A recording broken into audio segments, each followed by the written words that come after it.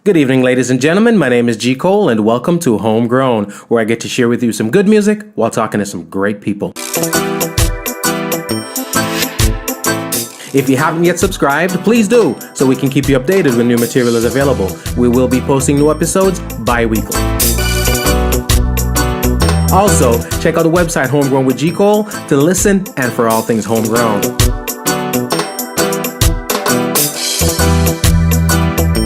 We're also very interactive. Please follow me on Twitter, on Instagram, and on Facebook at MyGCole. So we're going to get into tonight's show. I'm going to hand the mic over to my guest host, who is taking over today. Her mic's open right now. Ladies and gentlemen, welcome, Hope. Thank you. How are you? I am well. And nice. You? Can't complain. It's Thursday. Okay. Good evening, ladies and gentlemen. Welcome and thanks for tuning in to Homegrown with G Cole. I'm your guest host, Hope, and tonight I get to interview the man behind it all. My, how the tables have turned. Now you're on the opposite side of the interview. Normally you're the one asking the questions. Tonight we get to dive in and explore the world of G Cole and reveal why he is who he is and what led him into the world of music, internet radio, and this podcast. To start things off, we're going to drop one from his first album, Return to Vintage, Volume 1, and it's called My Way. Keep it moving, keep it grooving. It is Homegrown. Yeah, G Cole, you know. Just want to give thanks and praises to the Most High through whom all blessings flow. The one who poured her out and make the path for us to go. And all those who know love and show love and have pure hearts and hands and keen eyes. Cause a soul that's whole and pure with love, but the one that's heavy with hate and vile with despise. Keep it clean now, keep it focused, keep it music. Send the blessings come my way, my way. Jaja send the blessings come my way, my way. Jaja send the blessings come my way, my way. Jaja send the blessings come my way.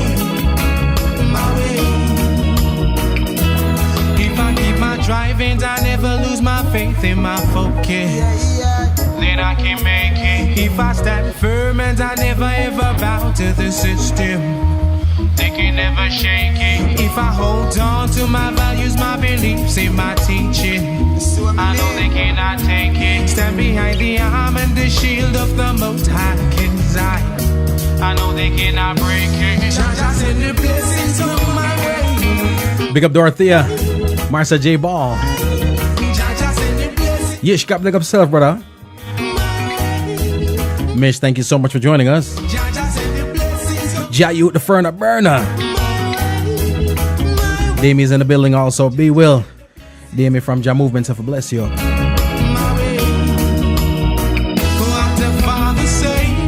Everybody got to go and find you. Much love, EK. Navigate the charts and find desired way. Emancipate yourself and it is sure one day. And glory will be yours, just a hold the faith. Show love to the weak and the poor in spirit. The fact that give we life to live, we have to live it.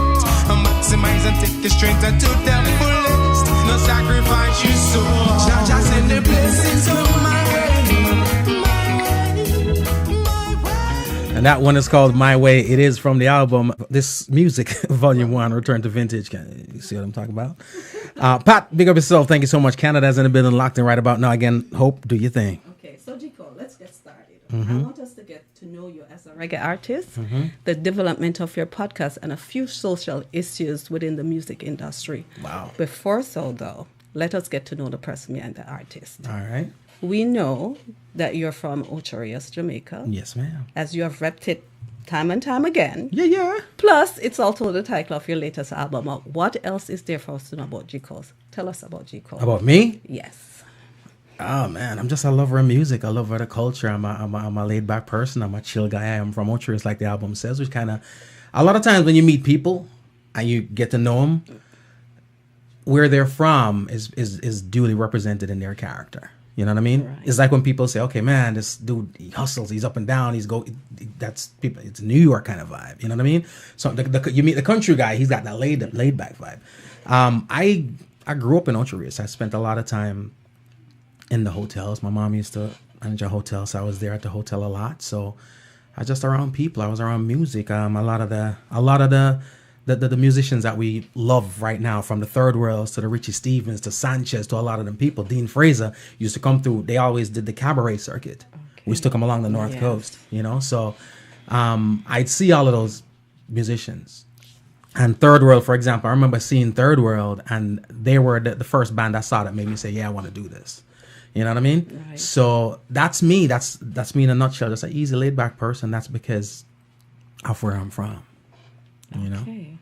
So, what memories from your childhood say lead you into the music world? When and how did you first become interested in music? Wow. I started a lot of this by force, to be perfectly honest with you. When I was a kid, I'd go up to my grandma for holidays and stuff like that. My grandmother go to church 8 days a week. You know what I mean? So she's at church 8 days a week, 3 times a day. Yes. You know, and you know, church and choir and whatnot. So Yes. we kind of had no choice. I was the youngest. I'm always have to be, just like with my mom. I'm the youngest. I'm always with her. I'm always with grandma when I'm up there. And I'd go to church, and they would have these fundraisers, right? So what they'd do is they'd put all the kids on. They'd let them sing. Oh, yes. How they raised money was, okay, let's say somebody's singing and you like them, then you donate some money and they come down, you know, versus having them stand up there all evening. But how it would work pretty much is, as with everything else, they take the girls down first. So regardless of what you sounded like, it was the girls, you know what I mean? They come down. So Right. you'd find all the boys left, and then now you're singing for your life. So, but if you sounded good, then they'd leave you up there. So it kind of backfired. So it's kind of, that's how I started. And theater and stuff like that was pretty much school. I was the school plays Cool. and all them things. But as far as, and then I went to military school, which is where the actual discipline of music came from. I was a lead trumpeter in the marching band, so trumpet's my instrument. Okay. A little bit of keyboards only to help me create what I need to create, because a military school, so you can only play certain stuff. But I'd use my keyboards to create other stuff, and then on my own time I can go play some bob, some bougie, some whatever, which was really not allowed. So that's where the discipline part of the music comes into play. When I left high school, my first job ever was at NCB St. Ansby. And we had a old building and we were moving to the new building. So when I opened up the brand new building, they had like some big event there. And they wanted some people to perform. My virgin Sheldon Brown, big up himself, he's DJ, one of the managers, and he wrote a DJ and he's like, yo, need somebody to sing, and he heard that I sung. So I wrote the hook, we did our thing, and when we went and performed at the function, it was a hit, and I think that's where the bug was, So, planted. so throughout your adolescent years, was there ever a pause in terms of your musical interests? No, I've always been a lover of music. I'm the youngest of my siblings. Okay. And my eldest brother is what we call soul R&B kind of guy. Then my other brother was the hip hop dude, and then my brother Bones, I just lost him last year, rest in peace. Yes. He was the dancehall guy, and I got to soak it all in. And then my father had a record collection. All my father listened to was, I think my father owned one reggae record, and it was Marcia Griffiths. It was a Marcia Griffiths album. But everything else was Air Supply, George Benson, Stevie Wonder, a whole bunch of them things. So that's how my love for music was. And whenever I was at home by myself, I'd play all those records. It could be July. If I feel a vibe for that Christmas record, I may play it in July. And scratching and doing all them things. So religiously, when he came home, there was a needle situation, and his favorite records all scratched up on whatever. So I was always soaking in music in some way, shape, or form. And as far as writing songs, I wrote stories, I wrote poetry as growing up. I did poetry for class. I'll be honest with you, kind of got you the notoriety and from teachers. Teachers love when you're good with your poetry and whatnot. But the ladies dug the songs. So I started putting melodies to the poetry, and majority of what guys do have something to do with ladies anyway. So that's how I ended up actually singing songs. And my connection, I learned probably about 8 years old. I was driving with my father one time. I don't remember where we were going, but I was driving with him, and I heard this guy, I can't remember his name. There's a song, What's a Married Man to Do? I don't know if you ever heard that song. What's a married man to do? And I'm like, when he's lonely, it's like married men get lonely too. You know that song? Yes. And I said to myself, dang, he said that. You know, I'm like, does his wife know that he's going platinum with this joint right here? But it's a scenario where I said to myself, well, apparently, whatever you need to say, if you sing it, it's more acceptable. You know what I'm saying? Yes. So I kind of grasped that from back then, that, you know, putting melodies to words and turning words into lyrics and lyrics into song grabbed me from that point on. So that's where the whole music thing came from. Okay, so did your mom and dad have any influence on you in terms of that? No. No. Were they supportive? Yeah. My father is my father's very formal, and so I remember when I took my common entrance, I asked him for a keyboard. It was a couple of things. I changed my mind probably 3 or 4 times. But I asked my father for a keyboard. So I took common entrance. That's, from primary school to high school. So when I passed that, I got this keyboard.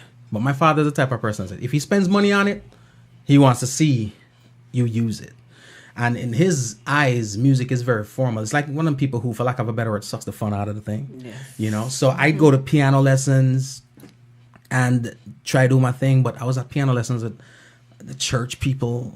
You know what I mean? They weren't playing no reggae, no vibes. And I mean, and they ain't playing the dope gospel either.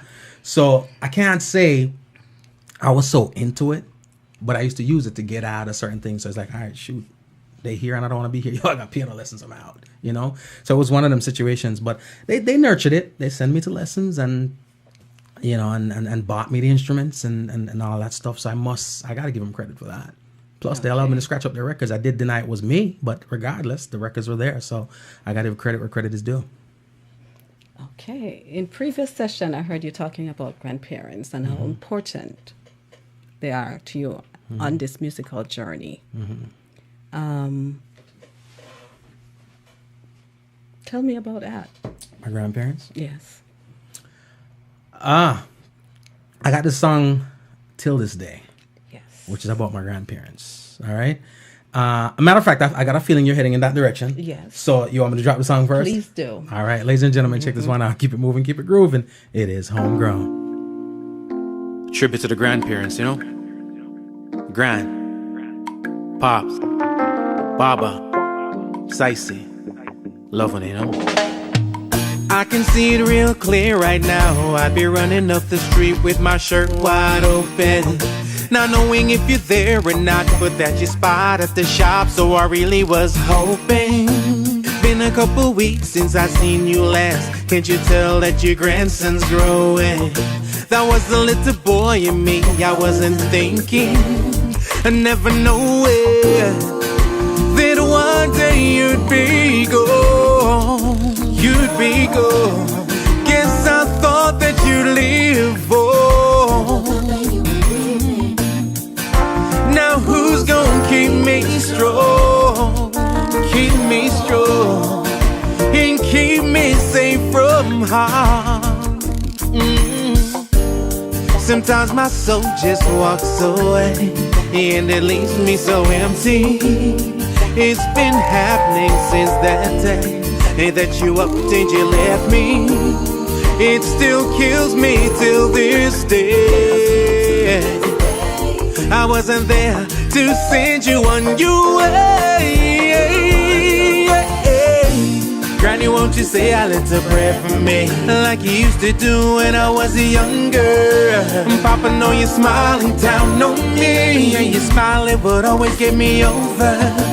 Papa, know your words are still with me. You told me separate a wise if I'm older. Miss Icy, won't you save a hug for me? Right now I could really use a shoulder. Yo, yeah.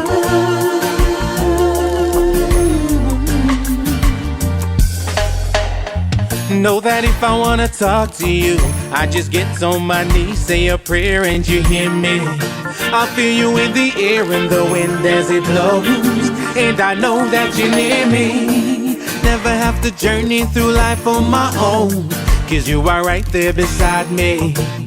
Jah called you home, gave you wings, sent you back, and told you to guide me.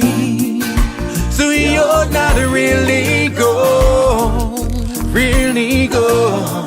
Guess you really did live, oh, yo. It's you that keeps me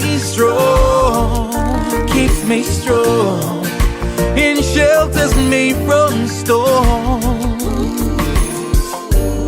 Sometimes my soul just walks away, and it leaves me so empty.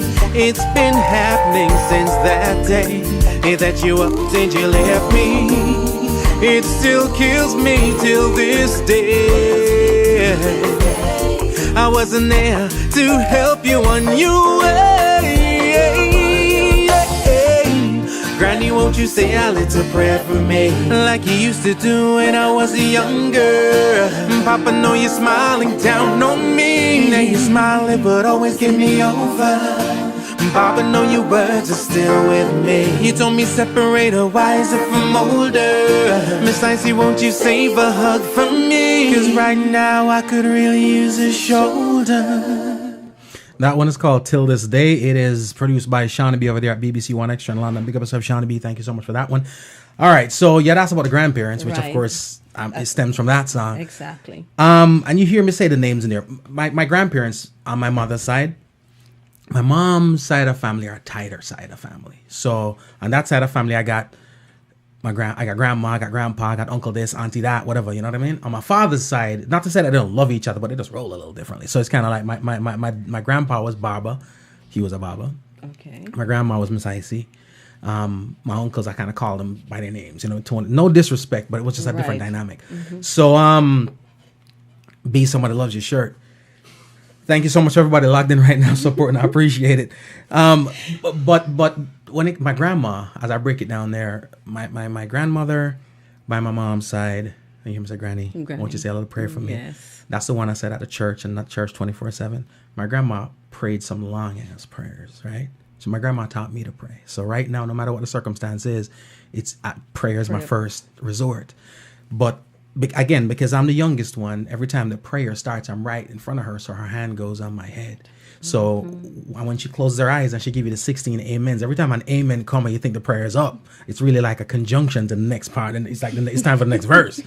So, but because I'm right there, some of my cousins my brothers are what I could skip out on the prayer, you know what I mean? Because her eyes aren't open, so they could sneak out, and she's still praying. Me now, her hand's on my head, so I can't go nowhere. Can't go nowhere. You know, so for me, anytime I think of my grandma, I think prayer, right? My grandfather now, Papa, hear me call him, is the coolest dude in the world. The building could be burning down as long as the flames don't touch me straight. I've never seen that man upset a day in my life. So when I talk to my mom and my aunt, and they used to tell me that, he used to whoop us, I still don't believe that, you know, because that's just who my grandpa was, you know, and he always had that smile. It doesn't matter what it is, he's always smiling. So for me, you know, so you hear me say, Papa, I know you're smiling down on me. My grandfather on my dad's side, the barber, he was always suited up. He was a guy, you'd never go to him and not get a word of advice. So he'd always tell me stuff, make sure you're dressed for the part you want, not the part you've got. You know what I mean? Always telling me pretty much, you know, be in places where you can learn from stuff. A conversation that's not beneficial is not a conversation worth having.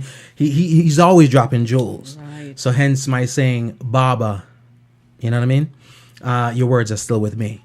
Now, my grandma, Miss Icy, she's the one that cemented the song. And I remember when we were doing a little docu-pic, because when we released the song the other day, it was supposed to come out with a docu-pic. I'm still working on it, just been busy.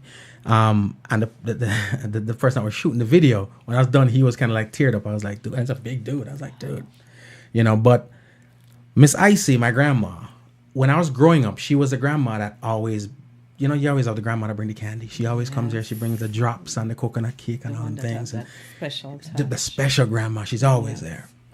But we lived down in Ocho Rios, and she wasn't too far away, believe it or not, but she always came to us. And then she'd go to church down in Ocho Rios, so we'd always see her religious every Sunday. As I grew a little older, still young teens, or even before then, she started losing her sight. So as a result, she couldn't come without somebody bringing her. So I saw her less and less. Yes. Then I went away to boarding school, less and less. So eventually, you know, grew up and stuff like that. Still love my grandma to death. I moved to the U.S. couple of years went by. A friend of the family was now living in the area where my grandma is from, and she wasn't doing so well health-wise. So I went down there, me and my brother in Wall Street, and we said, yo, let's go up there and go visit her. So I went up there and I was visiting her. This is like 10 o'clock at night. We're there, and sometimes you're thinking something or feeling something, but you can't see your own face, so you don't know the expression. Right. So she saw something on my face, and she was like, what's wrong? And I was like, man, I'm embarrassed to even say this, but my grandma lives somewhere up here, and I have no clue where my grandma lives. And she was like, oh, your grandma lives right there. Because, we grew up together. So she knows. So she knows. So I'm talking like I'm here. This is her patio, her veranda. And across the street, that veranda is my grandma's. And I didn't know. So I'm like, yo, I got to go over there. I can't leave here and not go say what's up to my grandma, So Wall Street was there with me, and he came with me. At the time, he was working for JPS, the power company. And even he looked at me and said, yo, I come here once a month and read this lady's meter, and I didn't even realize it was your grandma. Because he knows my grandma, but he remembers her not being visually impaired. So he's not putting two and two together that's my grandma, because now this is the blind lady across the street. So I was like, I can't leave here and not say what's up to my grandma. So I went, and 10, 11 o'clock at night, all the lights are off, she's sleeping, and I knocked on the door. One light comes on, and she comes to the door, and she's like, who is it? And I said, it's Greg. I haven't seen my grandma in years. So I am expecting, who the hell? My grandma's a Christian, so she ain't got no guns in there. But, I wouldn't be surprised. I popped the cap in my ass right there. Right. But when I said Greg, she opened the door. And she said, Eddie Greg, because my dad is Eddie's his name. She said, Eddie Greg. And I'm like, yeah, because she recognized the voice after not talking to me for all these years. And then she came out. And she's a blind lady, so she's giving me the blind stare. She's staring in my eyes, but I know she can't see me. And she just hugged me. And she probably hugged me there. I kid you not, we're standing there for about a good 15 minutes in silence. Wow. You know what I mean? And then we spoke and sent her back to bed and I went on. Hence the Miss Icy, won't you save a hug for me? So, and for those people who've been asking about it, it's amazing. When I was filming the thing, I say it in my head so much, but not out loud. So it's a scenario where it's not that it doesn't have an emotional effect on me. I don't show that a lot, but it was just a little funny for me to look around and see somebody bigger than me, a little misty. You know what I mean? I'm like, yeah, Negro. But it's one of them situations. And the song I did back in 2007. But the thing is, I was promoting this album. This album had just come out, This Music Volume 1, and we were about to head to Jamaica for the Air Jamaica Jazz and Blues, which was the biggest thing we'd ever done at the time. And I didn't have the time to really, you know what I mean? So the rhythm itself came out without it, but I sent the song to Shawnee B. He loved it, and whatever the case may be, sent it to whomever. It came out on a couple of compilations, Black Chinese Assassin, Daily Bread, Culture Time, a couple of things, but it just was never out in any medium, So people kept asking me, about the song, and I'd never performed it either. I'd never performed it, and these are, again, I didn't perform it because, you know what? In 2007, when I did it, two of my grandparents were, actually, one was gone, and even during the course of the years, I still had the song, but they were still alive. So for me, the reason why I never performed the song is I didn't want to, in honoring one of my grandparents that passed, it's like I'm prematurely putting the others in the grave. You know what I mean? Yes. So I never performed the song, but people loved the song. So after I lost my grandma, which was the last one, my mom's mom, then I performed the song at her funeral. That was the first time I ever performed a song. And then people kept asking, where's the song, blah, blah, blah. So I just went and remixed, remastered, redid the vocals and stuff like that. And then we just put it up so that whomever needs it and wants it could go get it, because it wasn't out there. It was only on SoundCloud. So that's the story behind that one. Wow, you heard that, ladies and gentlemen. Okay, G. Cole, we'll cover your family and some interest in music. But what about school? Where did you go? Tell me about school. Well, after Prospect College in Jamaica, I moved here. The intent was to go to law school. So I came here and I said, okay, I'm going to do criminal justice, because that at the time I could use as pre-law requisites. And I went to FMU, is where I was going down in Fort Lauderdale. And there came September 11th. Because I was working at Renaissance Cruise Lines. Everything was working perfect, which is doesn't last. Which was, work was here, and then school was about 15 minutes away, downtown. So I'd go to work, and then after work, I'd head to school. And September 11th came, the company went under, and then, of course, we had to find another job, which was not that close. And then you keep saying, okay, you know what, I'm going to put off for this semester. I'm going to come back next semester. Mm-hmm. Long story short, end up with wife and kids and mortgages and stuff like that, and that part never happened. But my minor was going to be journalism. So this was always a little bit of what's going on in there. Right. So yeah, it's law school was the intent. I keep getting asked if I'm going back. Yes. Are you? For law? Mm-hmm. Maybe not to practice though. Okay. I wouldn't do it to practice because I don't know if you ever realize this, but majority of your news anchors on, let's say, a CNN or so forth, they're attorneys. Yes. You know, so yes, they are. You know, so for me, it's more so I can interpret the law. So it's not out the window yet, but you know, there's a lot going on. There's a lot going on. There's a lot. And I can't be showing up my daughter's in college right now, so her and I can't be at the same party. No. You know what I'm saying? No. No. So we can't have that. Can't have that. Okay, so okay. So it's a possibility that you might go back. I am gonna. Okay. I will. Okay. What lead you to being a reggae artist and not into another genre? Why reggae? Why reggae? Mm-hmm. I just love reggae more than anything else. Here's the thing, and I say this with no remorse. I am biased, so whatever I say, there are other people who love other things that may repute it, but it is what it is. Reggae to me is the deepest because a lot of other genres celebrate other things, some and great things. You know, some genres focus on love and romance and whatnot. Reggae does that too, right? Yes, it does. Some genres focus on culture. Reggae does that too. Some genres focus on a lot of frivolous stuff. Reggae can do that too, you know.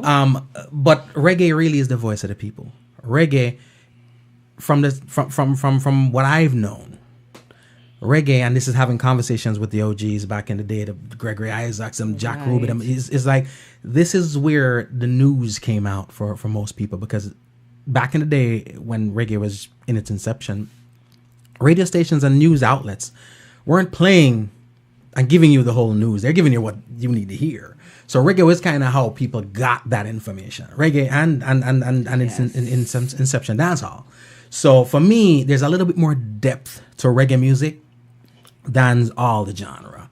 Reggae is like Whole Foods. Yes. You know what I mean? Yes. To me. So that's the reason why I love reggae music. And the good thing about reggae pretty much is, remember, it's the instrumentation that dictates the genre. It's not the artist. People, because I'm Jamaican, it doesn't matter what I go on, automatically it's a reggae thing.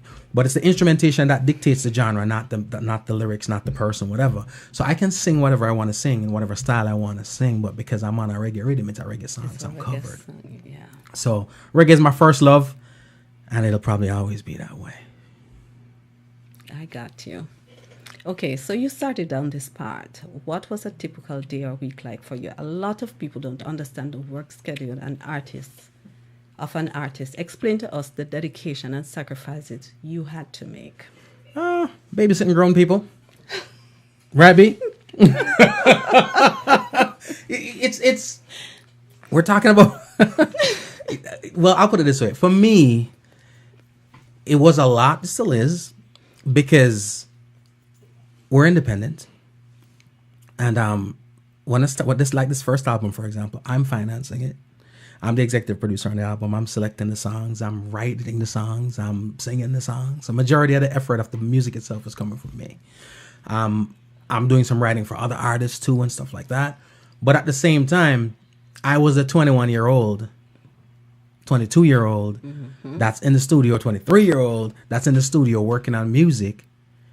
But I also had a child, I had a mortgage, family, full-time job, all that stuff. So I had to make sure that the normalcy that was given to me by my parents, I was providing for my daughter without compromising that, because I'm chasing my dreams. You know what I mean? So sacrifices, that part of it wasn't even so much a sacrifice, because operating on 2 hours of sleep was normal for me. 3 hours of sleep was normal for me. Can't do that now, But then I was able to do that. And of course, the other thing is I was a single parent, in that my daughter's mom didn't live here. So whenever she was here, it's her and I. So if you talk to Joey, she'll tell you she grew up in the studio. You know what I mean? Yes. She was there on the bongos, the percussions, whatever the case may be, just hanging out, because that's where we're at. And of course we're working with timing. So by the time certain hours come, so I'm the artist that's in there. It's like a corporate situation for me. I'm in there during these hours and then I'm gone. So all the stories that get told up until 4, 5, 6 in the morning, sometimes I'm not there for that. But at the end of the day, I think that drives you, that gives you structure, that gives you discipline, because I find it very difficult right now to work with people who've never held down a 9 to 5. I find it very difficult. From producers to musicians to whatever the case may be, it's very difficult because they don't know structure. You know what I mean? Yeah. A lot of times they operate in their world. I'm accustomed to, if it's 5 o'clock, it's 4:55. You know what I mean? Mm-hmm. If you're calling me at such and such a time, you expect to get me. If I'm calling you, I expect to get you. So there's a lot of casualness for creative people, period. Be it visual artists, be it actors, be it musicians, whatever the case may be. Especially that stuff only gets tightened once you make it.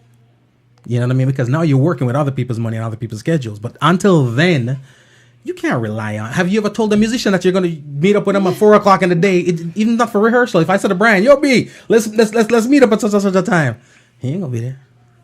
Brian. No, Brian's good. Brian will be there. But you understand what I'm saying? For the most part, creative people live in a different world. And here's the thing about it is, that's where they belong, because it's easier to create that way. It's when you have all the other things on your mind. I am a corporate guy with 50, 60, 70, 80 employees. That means I'm responsible for 80 people, right? Right. And if you're responsible for one guy, then technically you're responsible for him and his wife and his kids. Because I'm in staffing and I'm responsible for keeping them employed and doing this and that and that and that. So their livelihood depends on me. So it's a whole bunch of that. So even when I leave work, and the guys will tell you, I never really leave work. I'm never detached. Sometimes I got 3 phones. You know what I mean? So it's hard to be creative. So that's the reason why for creative people, a lot of times they need that space. They need to be able to get up at 6 in the morning and create. And then that might means when they're done with that, they're out for a certain period of time. But that just is not a luxury that I had based on what I had going on. You have to keep it moving. Yeah. So if you don't want to structure the musician, them kids, man. Kids. Oh my God. You want to tie B down and make sure he's there at 4 o'clock in the morning? 2 babies. I'm just saying. Twins will do that for you. Guys, as we continue to explore the man behind it all, we're going to play a few songs of his first album, Return to Vintage Volume 1. Please share the link and stay tuned as we keep it moving, keep it grooving here on Homegrown. Sail away.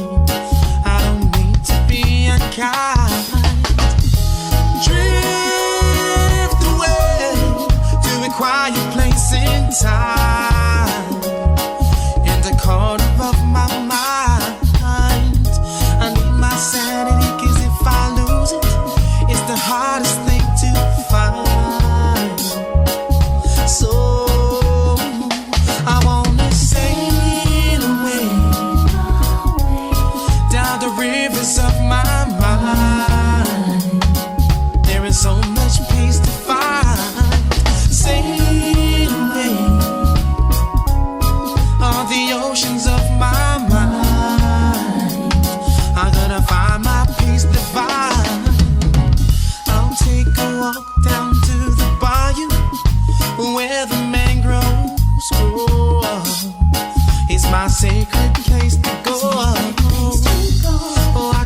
swaying back and forth as the cool wind blows. Oh, I love this low and low. That one is called Sail Away, ladies and gentlemen. It is from the album This Music Volume 1, Return to Vintage, and we are back. We are back. Okay. As we speak to the man behind it all, we know a bit about G Cole. We have some background, so let's talk about the actual music. What would you say launched your career into the music industry as an artist? It means like which song? I mean My Way, which was, it was really the first one that I did on this album. My Way was the first song I put out there, and people actually really dug it. But for me, like I said, I had that bug in me from doing the performance there. And I had my brother Bones he was into music too. He was an excellent writer, always writing, always recording. And then we met when I moved here. Shortly after moving here, where I lived, I met Stephen Chung, we call him Purpose, and he was as an upcomer, also just trying to get into music and teaching himself the bass, teaching himself production. In fact, just teaching himself production at the time. And I met Richie from Third Row. Richie was his step pops at the time, and I met Richie, and he was an inspiration because I was always a big Third Row fan. So it's just anytime you're doing something or want to do something, if you find someone or meet someone or you have someone there who can inspire you from close up, it's one thing to be inspired by somebody across the way, because people inspire us that we'll never meet. You know what I mean? Some people, I'm inspired by Barack and Michelle Obama. You'll probably never meet them. You know, but when there's somebody there that inspires you and you meet them and you can actually ask them for advice, and you know, we grew together musically in terms of he and I, and we're talking about 1998, 99, and this was released in 2007. So we had years of growth and nurturing doing it. Still not at the level where we would be today because we're self-taught, we're doing what we do. But you know, that's kind of where everything started. You know, we'd do songs and we'd let Richie hear them. Right. He'd give us his feedback. Oh, this is cool. This is, you know, do this, do that, and just words of encouragement. People don't know how far that stuff goes, you know. So we always got that. Yeah. We got a lot of encouragement, and we formed. We it was me, it was Jayut, the Ferner, and J Will, right, Charity, Bones. You know what I mean? It's a bunch of artists. Some of them don't even live here anymore, but we were all there just gawking, and we found a little nucleus. And we at the time, Gawkin and Kwame, they were living in Tamarack, and their mom allowed them to convert the studio in the garage into a studio. So we had a home base that kept us off the you know what I mean, of the streets and whatnot. Yes. But we were there, a bunch of creatives making music, creating with each other and teaching each other, and just that's just where everything came from. You know, and I met a lot of people through that. Funny enough, this is my first effort. Like I mentioned, Richie Daly played on here. He at the time he realized, okay, so he gave us a blessing. You're okay. I like what you're doing. You're at that point right now where, you know, we can do something. So he played on there. Mr. Willie Stewart, which is the original drummer from Third Row, played on that album with me on a song too. Rupshan, who is the current drummer from Third Row, played on that one. So for your first project to come out, and this is all independent, and you got legends on there, you know, it was a real nice cosign, you know. So that was primarily where it all started. Okay, you have 2 albums, This Music, Volume 1, and Return to Vintage, and Ocherius. Why these titles? This Music, Volume 1, Return to Vintage. Well, a long name for a record, but the title track on there is called This Music, and it was the song that was most personal to me. It was one of those songs where I wrote that song when right about when my daughter's mom and I were going our separate ways, and I kind of had to embrace at that point in time that from this day forward, I'd be having to make arrangements to see my child. Yes. So I was at home, and it was one of them days when you just emotionally in yourself, and the song was coming out, and the song had about 10 verses. But I am a type of person like this. I don't normally put me out there like that. So I went for the 2 most, what I would deem generic verses. Okay. Because when you write stuff, not everybody can relate to certain things. True. So you put the ones out there that are most relatable. So that's where This Music came from. Return to Vintage is, I'm an old school guy. If you look at the artwork there, you see all the vintage records and stuff like that. Yes. And there's songs on there where it's just like paying homage to all the legends that inspired me. Gregory Isaacs, D. Brown, Freddie McGregor, Berries, everybody, Bounty Killer, Bob Marley, whomever. You know what I mean? So that's where the whole Return to Vintage came from. And then I always feel like sometimes you want to, regardless of what the circumstances are, sometimes you're in a situation, you're like, okay, you know what? We might outgrow this situation. The relationships might not be the same tomorrow, whatever the case may be. But as people, sometimes you want to leave the door open to come back and do some more. So that's the reason why I put volume 1, because it doesn't matter what I do thereafter. There's always going to be the room for a volume 2. Okay. Hence the title of that. Hence the title. Ocherius, self-explanatory. That's home.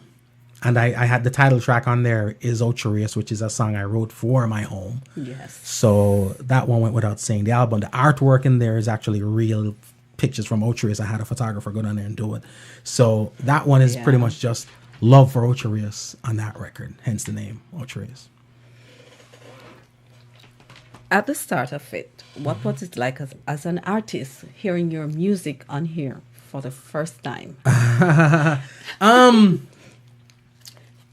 It's, you know what, sometimes certain surprises and certain emotions you don't ever get that feeling because it wasn't that shocking and surprising. It's almost like when somebody asks about a first kiss, man, I grew up a little fast, so I have no idea who it was. You know what I'm saying? So when you talk to somebody about it and they're like, so who was your first kiss? And you see that they sit back and they have a little bit of nostalgia and they start thinking, oh, little Keisha, you know what I mean, back in such and such. I don't have that because I grew up a little fast. You know what I mean? So if you ask me the question 10 times, you might get 10 different names. It's the same thing with the music. Because we were independent and doing everything ourselves, it's not like we made music and we were just saying, okay, now we're going to figure out radio. We were doing interviews at the time. Internet stations were just coming out. So a lot of these, I was doing tons of interviews with overseas stations and then listening back on devices from overseas. So I never had that whole wow effect of hearing the music on the radio for the first time. Because a couple of times when I heard it on the radio, I was in the radio station too, doing the interviews.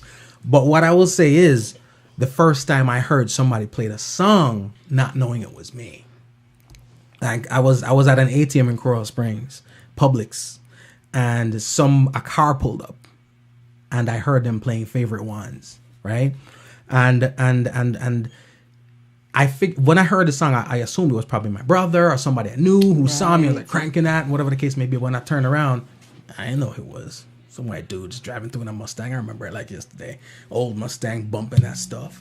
You know what I mean? And I didn't say anything to him because I didn't want to take away whatever. So I guess that would be my first time literally hearing it without being a part of the programming, so to speak. Mm-hmm. And it was a good feeling because it's like this person that's listening to this music is not listening to it because they know me.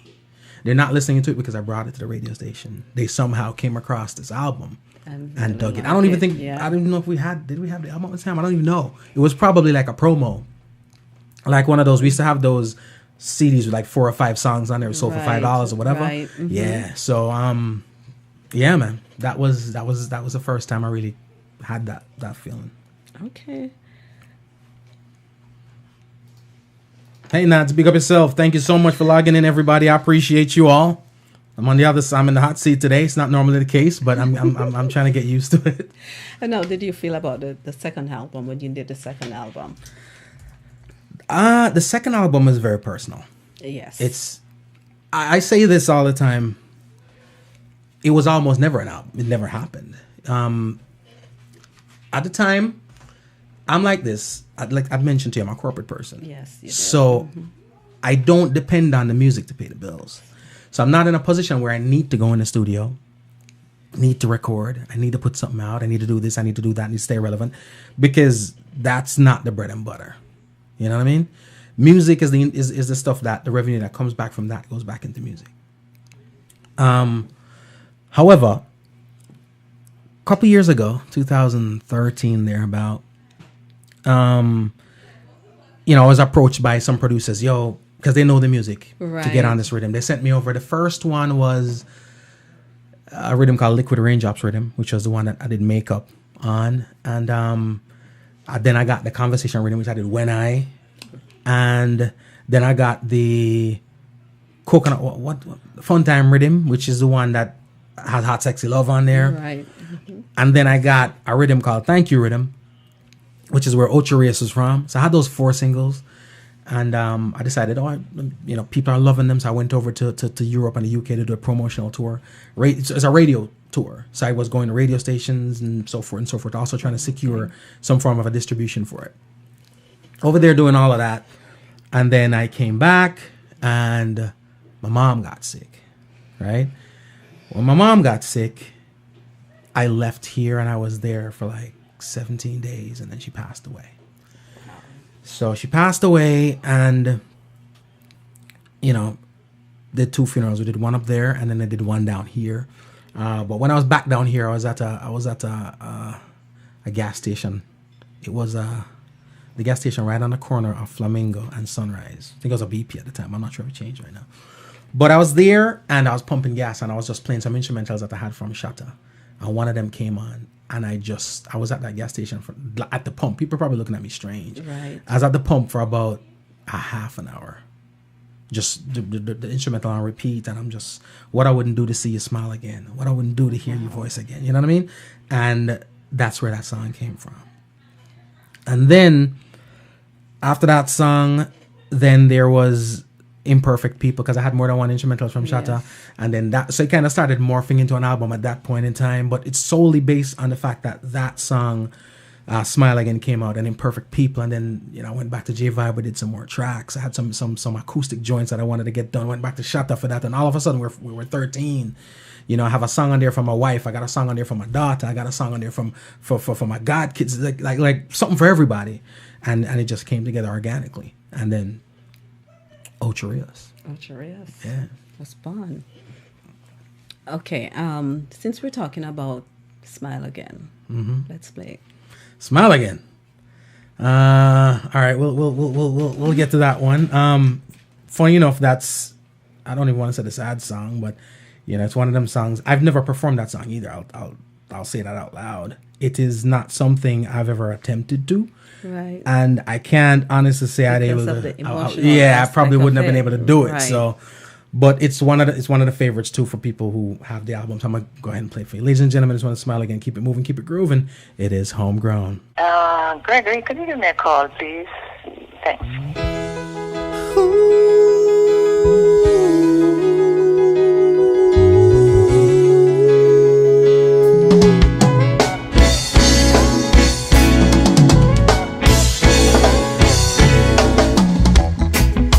First love, you broke my heart. Why'd you go? John tore us apart. I don't know how it is I'm supposed to carry on. Pat, big up yourself. Try to come Nah, it's Jermaine, big up in yourself. with the fact that you go. I stare at your picture, play your favorite song. But I gotta stop, here comes those tears I'm rolling through. Trying to find the comfort that they all said that I would find. Swear that it keeps eluding me, and I'm about to lose my mind. Lose my mind, oh, what I wouldn't do to see you smile again. Noel, big up yourself. Oh baby, oh yeah, what I wouldn't do to hear your voice again.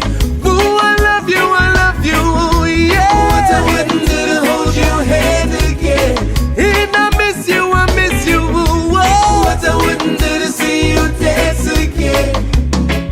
Oh Lord, and I wrote you these words, mama. And I'm trying, but it still hurts, mama.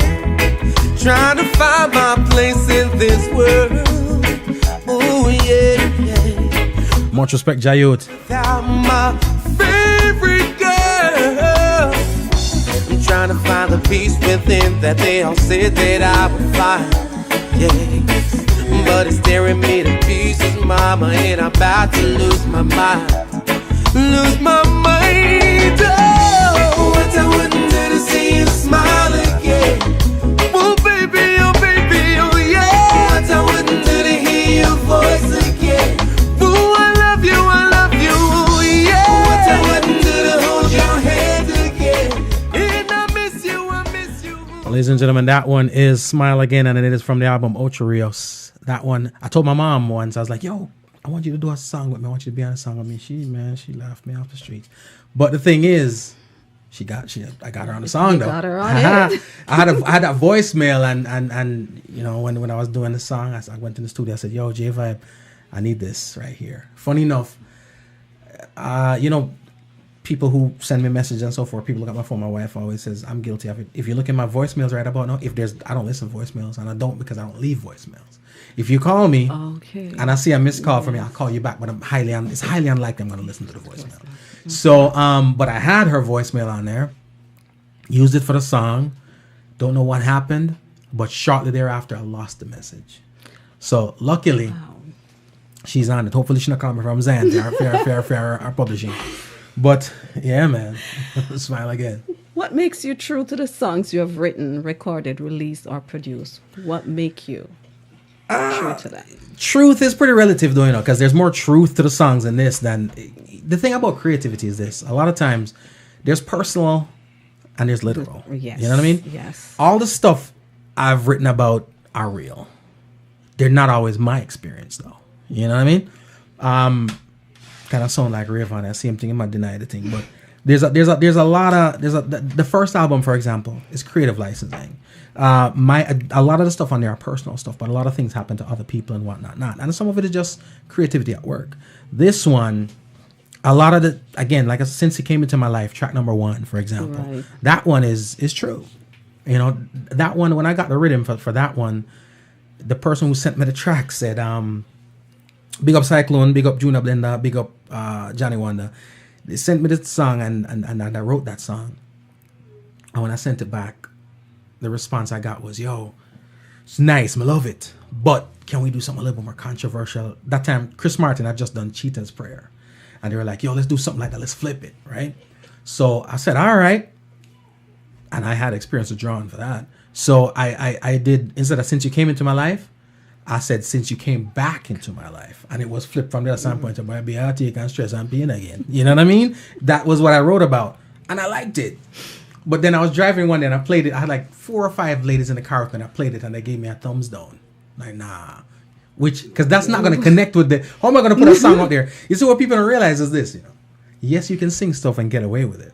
But you see what a DJ or a rapper can say because it's taken in jest or it's whatever, it's lost behind the rhythm. When I'm singing it and it's slowed down and coming into your ear, I may say, and women in particular have a tendency of personalizing stuff. True. Right? So if I do a song, then I'm going to interpret it say, you may talk to. You understand what I'm saying? So if it's like since and I got that from the people who are listening right there. So so I scrapped that, stuck with the original, sent it to Johnny Wonder, and Johnny Wonder loved it and then gave it a blessing and said, yo, use it. You know what I mean? Ocho Rios, that's home. That's where I'm from. So that's why I said this album was more when I got that rhythm, Tessan Chin and Kimani Mali's on there. A couple other people are on there, but the Tessan and Kimani is what I heard first, and I love that vibe, right? The banter, the conversation, kind of love kind of vibe. So I said I'm gonna try to do that, but it just wasn't coming. And what came from me is like, you know, when I'm feeling like I'm feeling, Jaja never let me down. Was my thank you song, my proclamation. So that's what came. A lot of times we have intentions to create, but we're just a vessel. So the music comes to us how it comes to us. Again, personal. Makeup. I don't call my brethren name, but I have a brethren who their man and girlfriend broke up every Tuesday and get back together by Thursday. It's just a cycle, right? So they were the inspiration for that one.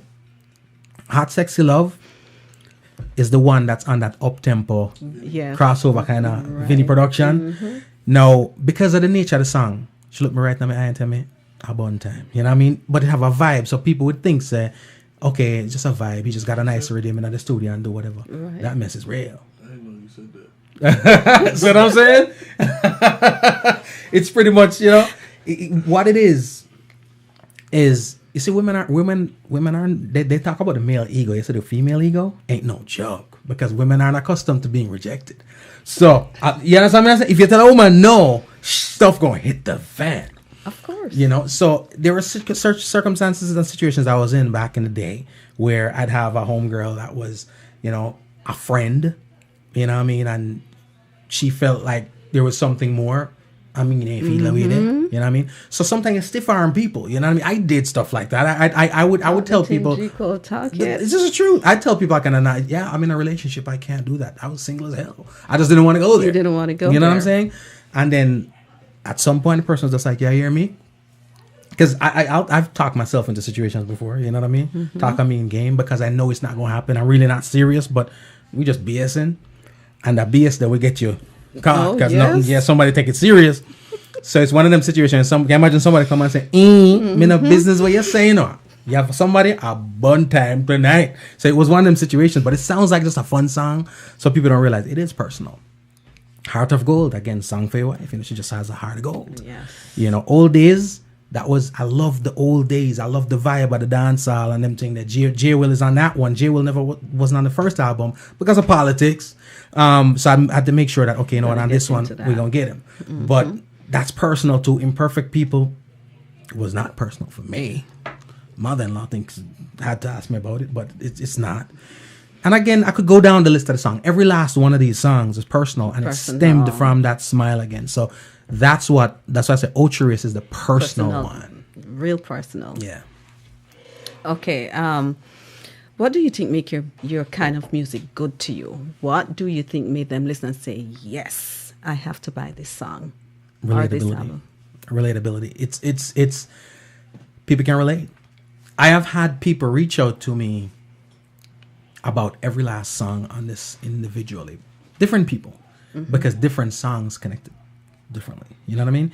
There are certain times when you do a song and you just do a song and listen, we have our idiosyncrasies, but nothing that we do is unique to us. No experience that we experience is unique to us. Whatever you go through, somebody in some parallel spot is going through the same thing.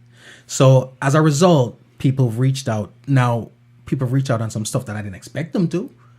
I've had some grown person like a elder man that tell me say, yo, I text love him thing, and I didn't expect that. You know what I'm saying?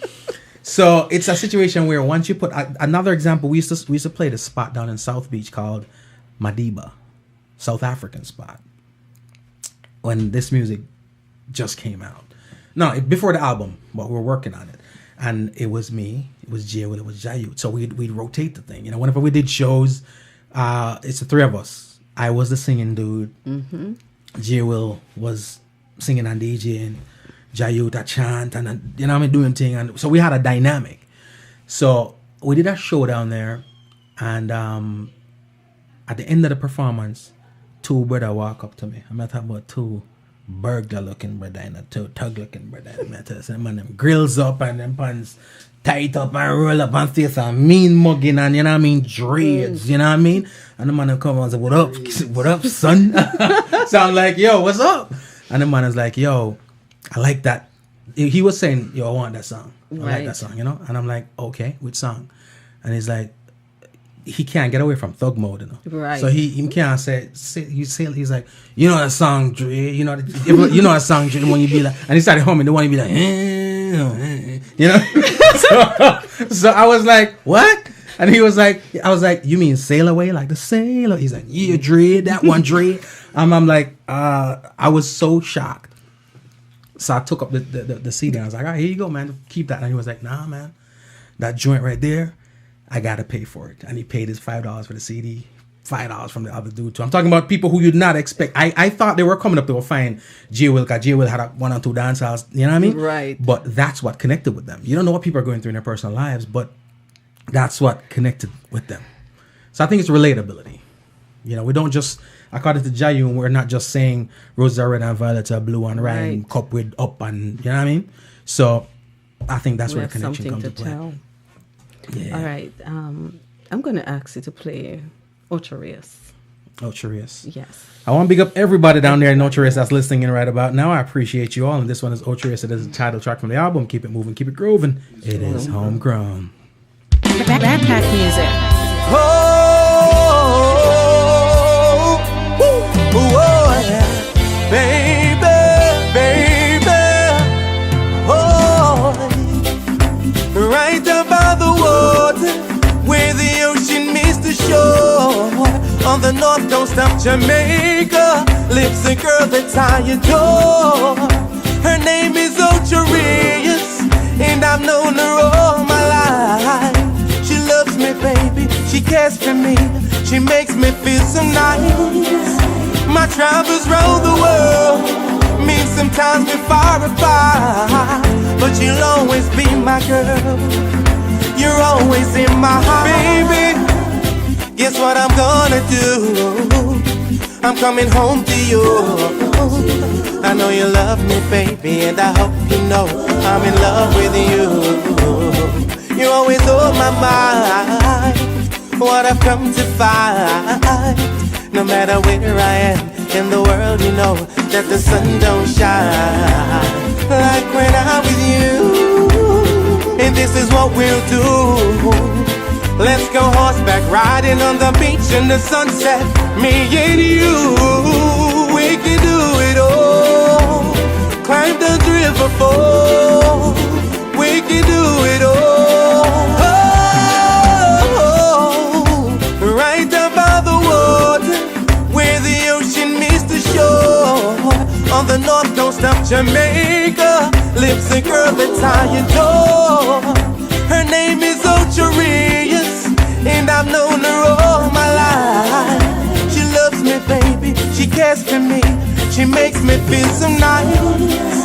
My travels round the world mean sometimes we're far apart, but you'll always be my girl. Yes, ladies and gentlemen, that one is Ocharius. Again, that one is the title track from the album Ocharius.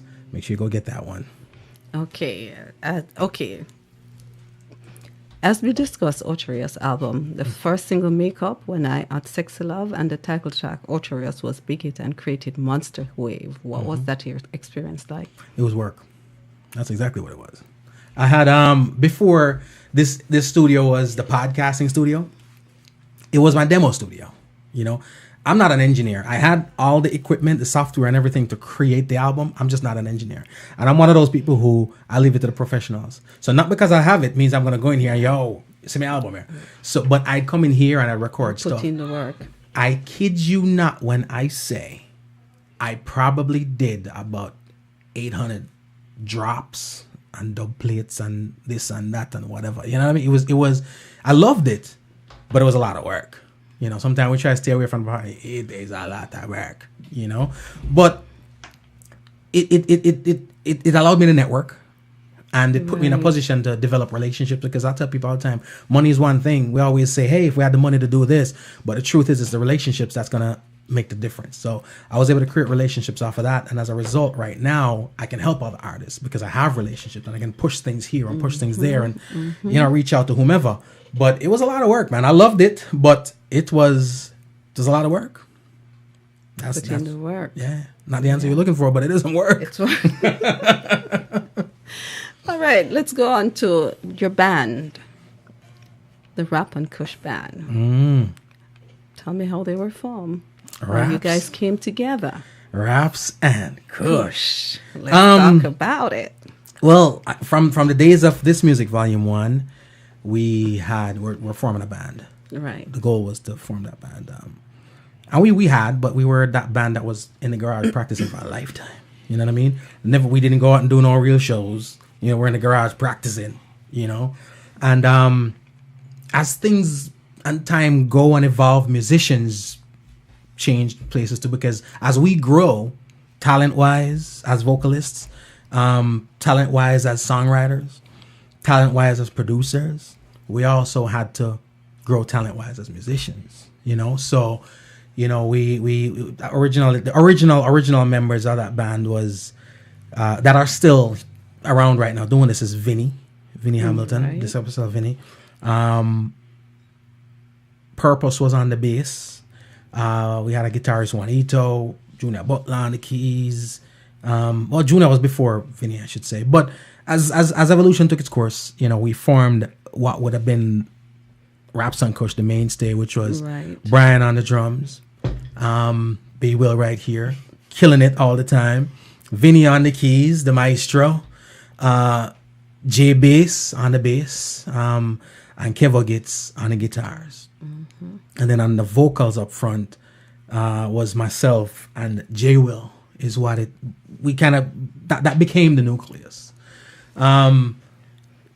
When it comes to art and music and everything, like I said, evolution does take its course. Sometimes you can outgrow a situation, and you just have to go in the direction of where the project is taking you. So that's kind of why we end up even changing musicians. We ended up with changing drummers back then to another drummer, and then we change another drummer. We figure, well, if we're gonna do the best, then we gotta get the best. You know what I mean? And B Will is the best. You know what I mean? I got paid to say that, but but I'm doing my endorsements. Nah, but that's the best right there, bar none, in my eyes. And of course, we pay homage to the legends and those before and those who Right. set the thing for him. But as young musicians doing what they do, it doesn't get no better than that. And same thing for J Bass, same thing for Kevo Gitz, one of the best young guitarists out there doing the thing right now. You can't find a better one. Yes. So we all grew together. And as artists or whatever it is you're doing, I don't care if you're a musician or a carpenter or whatever the case may be, you want to work with the best because that's the only way you can get the best out of you. I never want to be the most talented person in the room. Never, ever. I don't want to be the smartest person in the room. If I'm the smartest person in the room, then there's a problem. Because there's no growth. There's nothing for me to learn from, and I can't become better. And dormancy is death. You know what I'm saying? So that's how we got the band together. And then, of course, we're all people who could relate to each other. The musicians, with the exception of Vinny, we're all younger than us. So we're grown. We got a little more responsibilities than a lot of musicians. So, but we gotta, so kids and the families and whatever the case may be, So we for lack of a better word, will teach them stuff, and they will teach us stuff. So right now, when B Triplet's born by the end of this year, he's so ready for that because it's almost like he's been up here. You know what I mean? So it's one of them. It's one of them scenarios. Be will. But that's how the band was formed. Okay, what was it like working with the band? It was pure joy. It was work. It was work. It was a hell of a lot of No work. ups and downs. Yeah, there's always ups and downs. There's always ups and downs, but not the ups and downs that you would think of. What were the ups and downs? The ups were we were on stage together performing, doing it. And here's the thing that you don't normally get. I will say this. It's borderline impossible. Maybe I shouldn't say that, but it's very, very rare to put 6 persons in an environment and they all get along. You know what I'm saying? I'm not saying that everything, because a lot of times people think that me and Jay, I remember when we had our former member of the band, we always clashed because he always felt like, Jay and I were one. We saw everything the same way, and it was always that way. But the truth of the matter is, Jay and I see things night and day, 9 times out of 10. We just have a conversation about it. Right. And then by the time we show up to the studio or whatever the case may be, a rehearsal, it's already ironed out. And sometimes my point of view is the right way and we're headed in that direction. Sometimes his is and we're headed in that direction. Either way, we're going to come to an arrangement because we don't have time to waste at the studio. You know what I mean? So, but we were all people who got along. And as a result, to this day, even when we're not on stage, if I don't talk to B every day, it's every other day or something. You know what I mean? Unless he's on the road or I'm on the road or whatever the case may be. Relationship it's the same. It doesn't change. Jay will every day, but we grow. So people who didn't have, a child or 2 or whatever to be taken care of then, they do now. You know what I'm saying? And or the good thing about this platform is that it allows us to do other things. And that those are the ups. The downs, the downside to the whole band thing pretty much was that a lot of the stuff ended up coming on me and Jay in terms of getting the things going and things arranged, because I think it's because we were the older ones too. And they just ditched the ball. They were the point guard. And let's pass again. So I want to deal with this. You know what I'm saying? Okay. So, but it was. But we also were the ones that were also more tied up in corporate too. So it comes right back down to the word I used before, work. So that the downside of it is that, but the downside of it was minuscule compared to the upside. The downsides, and I say downside only because I got to give you an answer. You know what I mean? But there really wasn't that downside. But if I should say there was one, it was just the fact that it was a lot on the two of us. You know, it was one of them scenarios where the musicians, they're excellent musicians. So sometimes we want them to show up and play. And they show up and play. And they bring their talents to the table whenever we're creating, whenever we're doing things. Everybody has their ideas, their input, their whatever the case may be. But what people don't realize is this. When you come to the show, you're at the Culture Room with us, or you're at Revolution, or wherever you are with us, and we're on stage for that hour and a half. That's the fun time for the most part. Everything before and everything thereafter is work. You know what I mean? I even remember, I'm the singer. I normally travel with my microphone because I know what I want, know the sound I'm looking for. So at the end of the show, I take my mic and I roll it up and I put it in its case. And I'm getting the evil eye from Brian and them because they got to pull down a drum set. You know what I mean? So it's like certain things. There's certain little things that are work. Yes. And we don't always see that part of it. You know, did I stop and help him with drums? No. Why would I? But the thing is, it's work. I did my part. You do your part. Boom, boom, boom. That's the only thing I can say as a downside. No real downside, but if I got to answer, that's what it is. Okay, and what is the relationship like now with the band or the members of your band? As far as I'm aware, everybody is good. I talk to some more than others, but I talk to everybody. And there's not going to be an occasion. Put it this way: if I'm having something here tomorrow, they're going to be here. You know what I'm saying? Yes. If we are, it's not a scenario. We're out there chilling sometimes. If it's B and JB, sometimes the BJ is Kevo, sometimes J Will, Jayud. So even if all 6 members aren't Vinny, if we're not all in the same place at the same time, we're all in communication. Awesome. And if we're all in the same place at the same time, the only thing that's missing sometimes is the instruments. And if it was a scenario where tomorrow I had to say, okay, let's go knock this show out, you would not know that we haven't done it in a while. There you go. Except for the rusty vocals. But outside of that, you know, you wouldn't know. Well, my personal favorite on that album, Old Days. That's reason being it brings back memories for me and speak truth that maybe only our generation and generation before ours will know. Wow. What is special about that song for you? For Old Days? Yes. Let me drop it for the masses first, and then we'll come back and talk about it. Keep it moving, keep it grooving. It is Homegrown.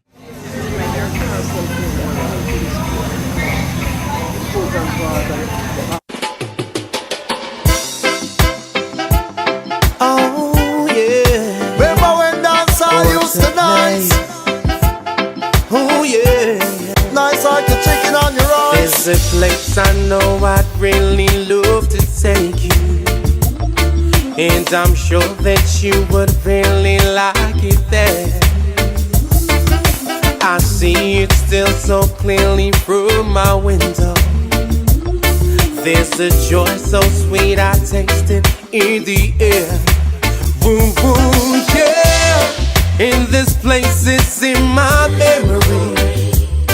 It's a place our kids will never know. Take me back to the old days when dance used to nice.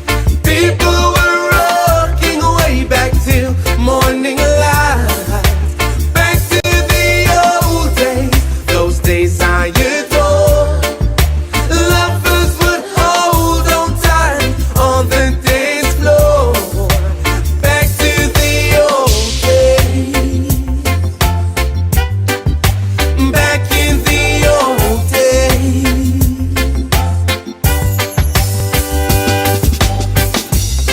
There's a love that overcomes me. Overcome me, yeah.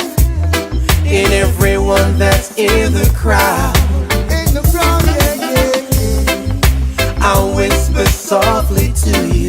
Whisper something in your ear. Ain't you hear me though it's loud? Do you Boom, hear me, boom, baby? yeah. And this love is in my memory. It's a love our kids will never know. Take me back to the old days when dads used to nice. People were rocking way back till morning light. Back to the old days, those days I adore.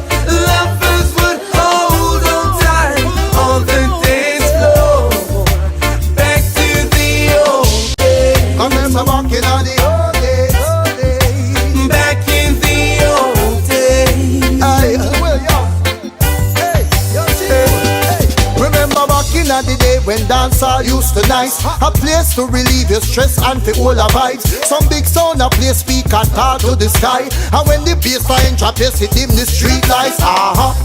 Roll up and sing and grab a Guinness. Big tune a play beat down the wall, me no business. And keep me eye lock and heart too little Phyllis. Later on after party we got down a Guinness. Yeah, in this place is in my memory. It's a place our kids will never know. Take me back to the old days when dads used to nice. People were rocking way back till morning light. Back to the old days, those days I adore.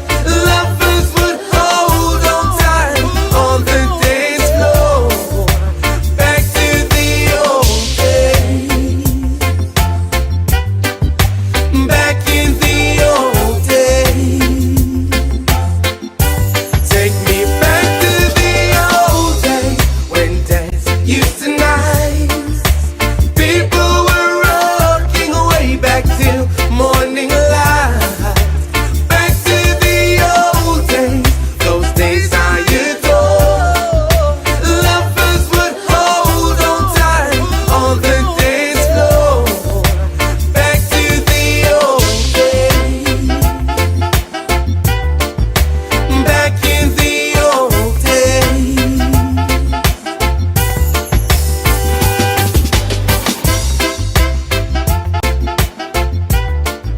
Ladies and gentlemen, that one is called Old Days, and that one is featuring J Will. That's Ocherius, G Cole and the Raps and Kush Band featuring J Will. That's the song you're talking about, right? Yes. All right. What was your question? What is special about that song for you? The throwback. Where were you? The throwback. The throwback. The throwback vibe, the throwback feel. Here's something that, and I don't think I've ever said this to I probably said this to J Will. Ocherius, the album, is the 2013 version of This Music Volume 1. There's songs that are somewhat paralleled, right? This Old Days is the favorite ones of this one, right? The throwback. The only difference is favorite ones, we're talking about the artists. This one was, I'm thinking about those days when I was growing up in Jamaica, in the dance hall where I had no business being. You know what I mean? Jack Rubilon, if I'm up wherever it is, and we're all guilty of it. Yes. The soup man, the con man. That's why in the video we had to bring that all back. You saw the jerk chicken man, then you see the soup man, the con man, the older people than us, because it's always that case where we're in the dance, the younger than we're supposed to be there, you know what I mean? And the older man them do them thing. But it's all about the throwback. So that what was personal about that is it's a very visual song where if you close your eyes, you could go right there. You go right And there. it'll take you to the dance hall. That's what I love about that song. And it's actually one of the most popular ones too, and most requested ones. So yeah. There you go. Yeah. Relatable. What? Reunion. Let's mute that mic. But yeah. We're muting that mic.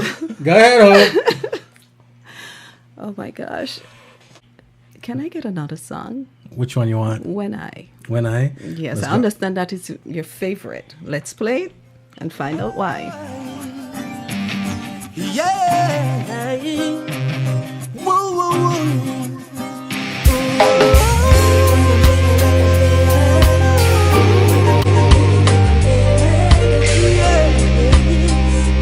Only Jah know when I'm feeling like I'm feeling. Jah, you never you let me down. I say you never yet let me down. When I need him, like I need him, Jaja, you never yet let me down. I say you never yet let me down. When I'm feeling like I'm feeling, Jaja, you never yet let me down. I say you never yet let me down.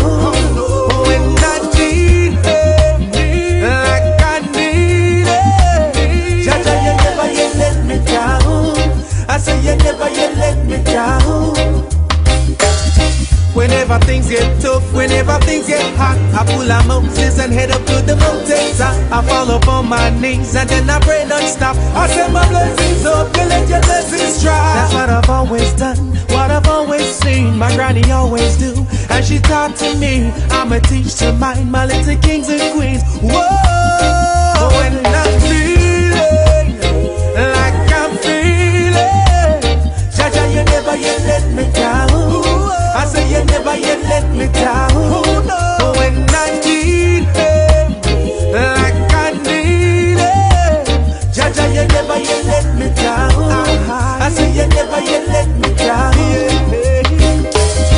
Another day goes by, another plot revealed. One a planting farm, one a rob and steal. One have a hard love story, said he needs a meal. Need to feed the kids, correct and know it feel like just giving it up because his faith is sealed. But never place your bets before the deal a deal. You know the hottest fire makes the hardest steel. Like I'm feeling, Jaja, you never yet let me down. I say you never yet let me down. When I need him, like I need him, Jaja, you never yet let me down. I say you never yet let me down. Even if I'm breaking inside, he forsaketh me never. No, no, no, no, no, no, no, no. My faith is stronger than pride. Jah is with me forever, forever and ever and ever and ever.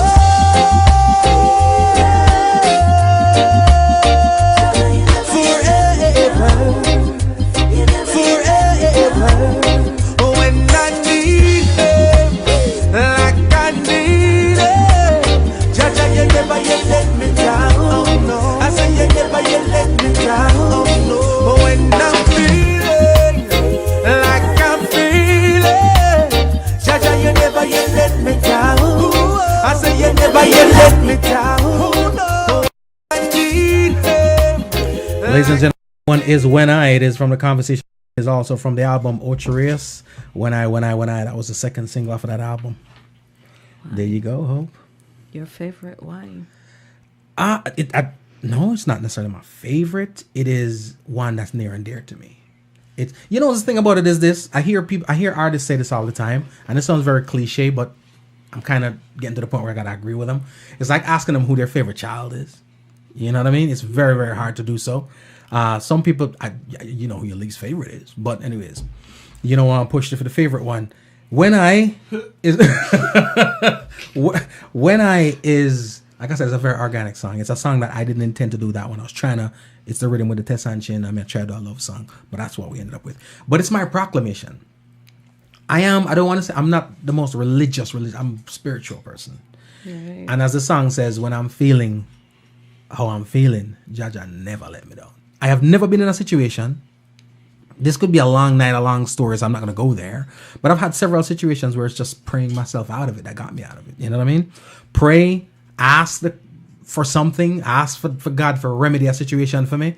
And like clockwork, some people don't believe in miracles and stuff like that because they've never seen it. I have. You know what I mean? Literally. So it's a scenario where whenever I do that song, that's the one song that I will zone out on. You know, other songs, it's fun and I love it and it means a lot and stuff like that. But that song is the one song that I will zone out on. I'm the type of person, if I'm on stage, I'll do 6 different things while performing. I'll communicate with you, laugh it off because that's who I am.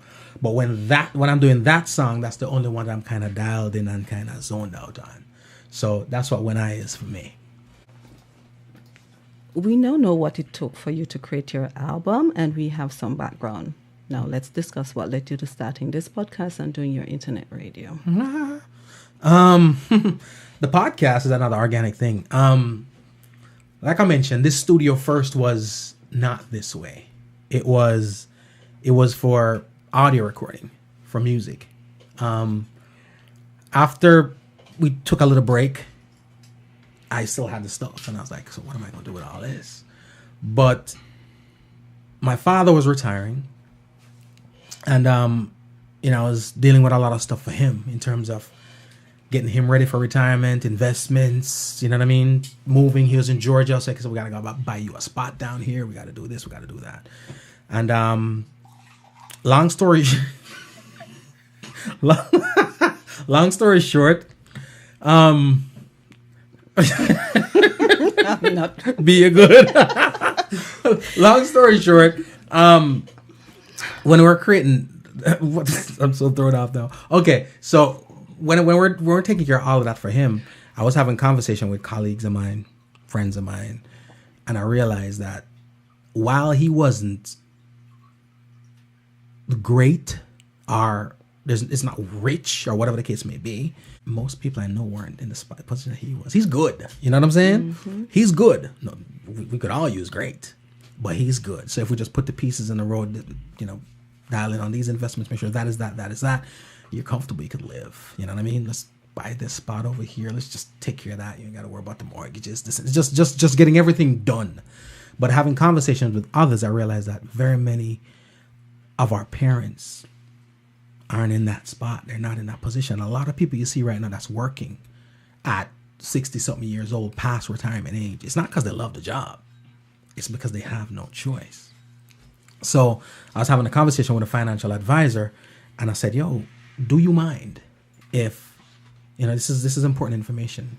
Do you mind if I record it? And he was like, yeah, cool. And then the next thing, we started having conversations about community stuff, what's going on in the community, where we're missing stuff as a people. And mental health, for example, it's something that we don't address. It's pretty taboo. So I brought in a mental health professional, and we did that.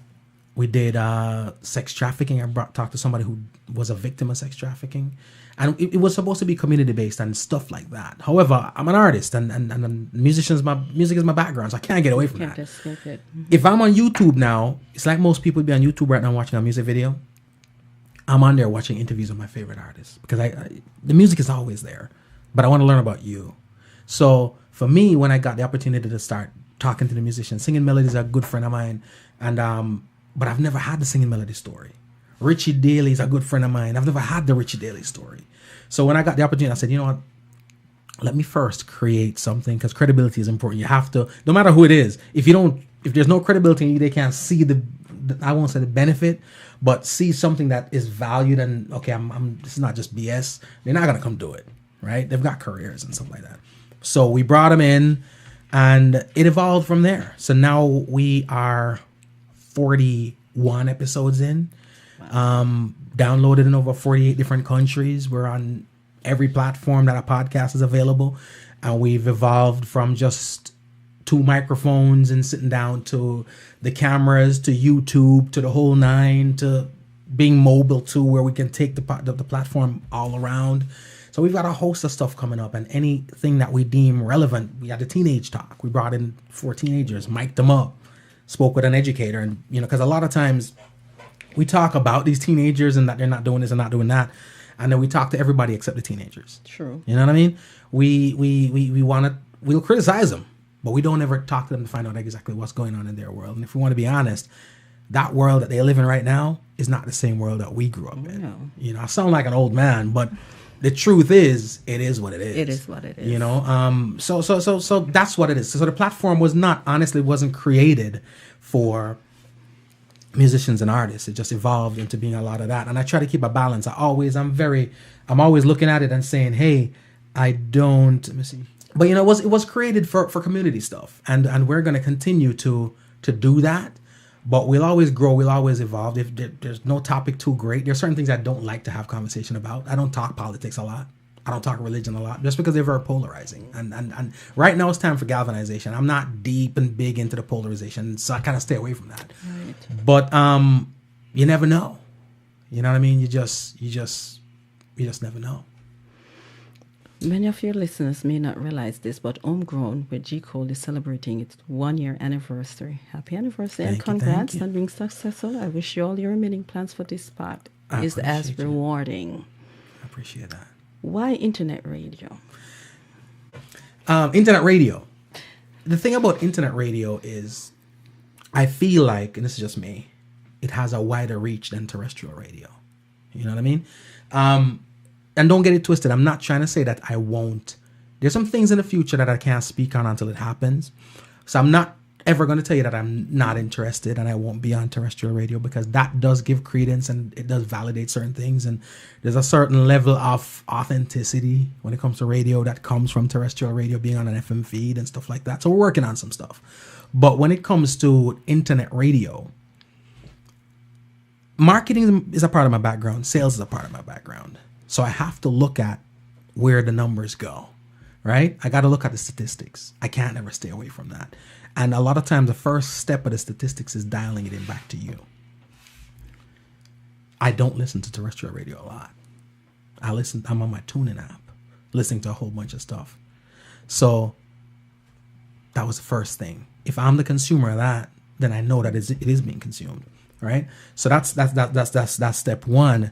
The second thing pretty much is you can take it, you know, if I like Hot 105 and I'm in Georgia, I don't have Hot 105. I'm not saying that it might not be simulcasted on something else, but I ain't got Hot 105. And if I'm driving from Fort Lauderdale and I said, okay, you know what, we go to North Carolina, and I'm listening to 99 Jams, at some point in time, I'm going to lose 99 Jams. Right. But if I'm listening to it to internet radio, it doesn't matter where I am. I could be on the moon, I'm getting it. You know what I mean? And because the devices are in everybody's hands, and most times people listen to stuff on their phones via their headphones, or it being, you know, Bluetooth through their device to their car radio or whatever the case may be. It's coming from the phone. That's your internet radio. So I said, you know what? Let me go ahead and just dial in there. And also it allows me to split my feed too. So while I have a station that might be based in Europe, one station based in the UK, a station based in the US, you know, they're being listened to all across the globe. It is because of all of those stations why everybody comes together. They join everybody together. That's the galvanizing point. You know, everybody comes to Homegrown with G Cole, the podcast, because they may have heard it on such and such and such and such and such and such. So internet radio is real. It isn't going anywhere. However, terrestrial radio ain't going anywhere either. You know what I mean? So I have got nothing against that. And like I said, there are things in the works we're working on. We'll let you know when it comes available. But that's the reason why we got into internet radio. There you go. You heard it. All right. How does it feel to see the development of your hard work and dedication? It's always a great feeling to work on anything and see it grow. And see it develop. You know what I mean? It's like my kid. She's in college right now. I'm proud of that. You know what I mean? Because I'm watching her from baby come up, getting on my last nerve till now we're good. You know? So you see the growth. So it's very, very rewarding. At the same time, you know, everything has its ups and downs. You know, you when it comes to music and me doing music, you would like to think that one, you're giving up a lot more of your personal life and your privacy that way. But the thing is, when I get off the stage, sometimes I can exit stage left. The downside to all of this, and I don't want to say it's a downside, but there is some cons to it, is that more people know me than I know them. Right? So when people come up to me now, a lot of times they love the music and they come up to me for that. But a lot of now, today, because I'm not on the stage as much, they're coming up to me because of the podcast, which is great. And they love the information and all that stuff. The other part of it now is that when people come up and they say, hey, can I take a picture? The thing is, I don't have the time to go search your social media and see all kinds of stuff and see what's going on and where you're going to post this picture. You know what I'm saying? So next thing me go take the picture with you now, and you a serial killer. And that's me and you. And so I'm very mindful of stuff like that. So that's the one thing that I'm not going to lie. That's a struggle for me. I love people. I'm a people person. I tell people all the time, my background is sales and marketing. My background is people. If I'm an expert at something, I would say it is people. So I love people and I like networking. I like engaging with people, but this is the real world. And in the real world, you got to be very, very careful. So that's the part of it that's a little bit of a downside, but I love it, man. It's growth. A lot of people say they benefit from the information. A lot of people, you know, the mental health one, a lot of people love that. The charity one that we have on there, some people said that they started their own charity and all kinds of stuff. So anytime you do anything and you get feedback like that, you'll always be inspired. There you go, ladies and gentlemen. We heard from him about his music and his internet radio podcast. No, we're going into a different part of the show. Right. Yes. Rumors? Is that a rumor section? But before we do that, one more song. Which one? Imperfect People. Wow. Ladies and gentlemen, again from the album Ocherius, G Cole and the Raps and Kush Band. I want to big up the producers on this album before I even play that one. J Vibe did half of this album. Shatta, Dwayne Highlight did 4 tracks on this one. Johnny Wanda, Junior Blender, they did one on this one. Vinnie Hamilton did one on this one. So I'm very, very appreciative for the producers for believing in me. That also is growth. We're growing from where we're coming from. So, you know, once they see that level of growth and they're willing to come on board too, I am so appreciative. All right. I'm appreciative of Raps and Kush, the band. They're the ones that bring this stuff to life. So I appreciate you all. Jay will Jay everybody. All right. My moms, boons, everybody that inspire what I do. Keep it moving, keep it grooving. It is Homegrown.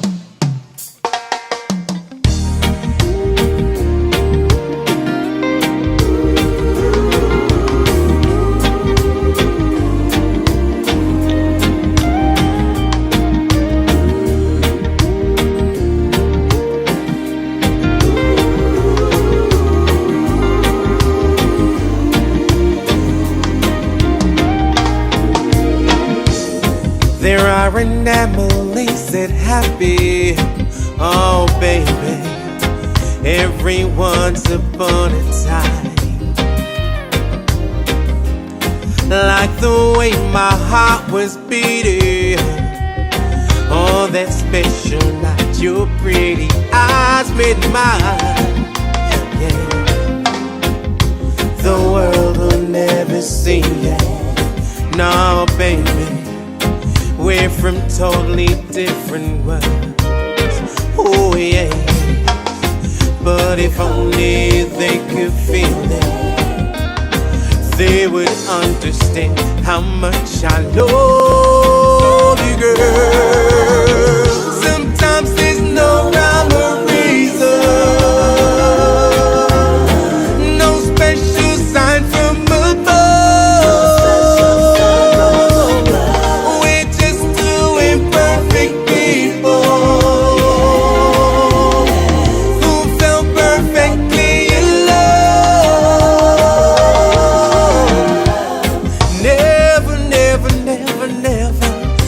I break your heart, I won't ever cause you pain.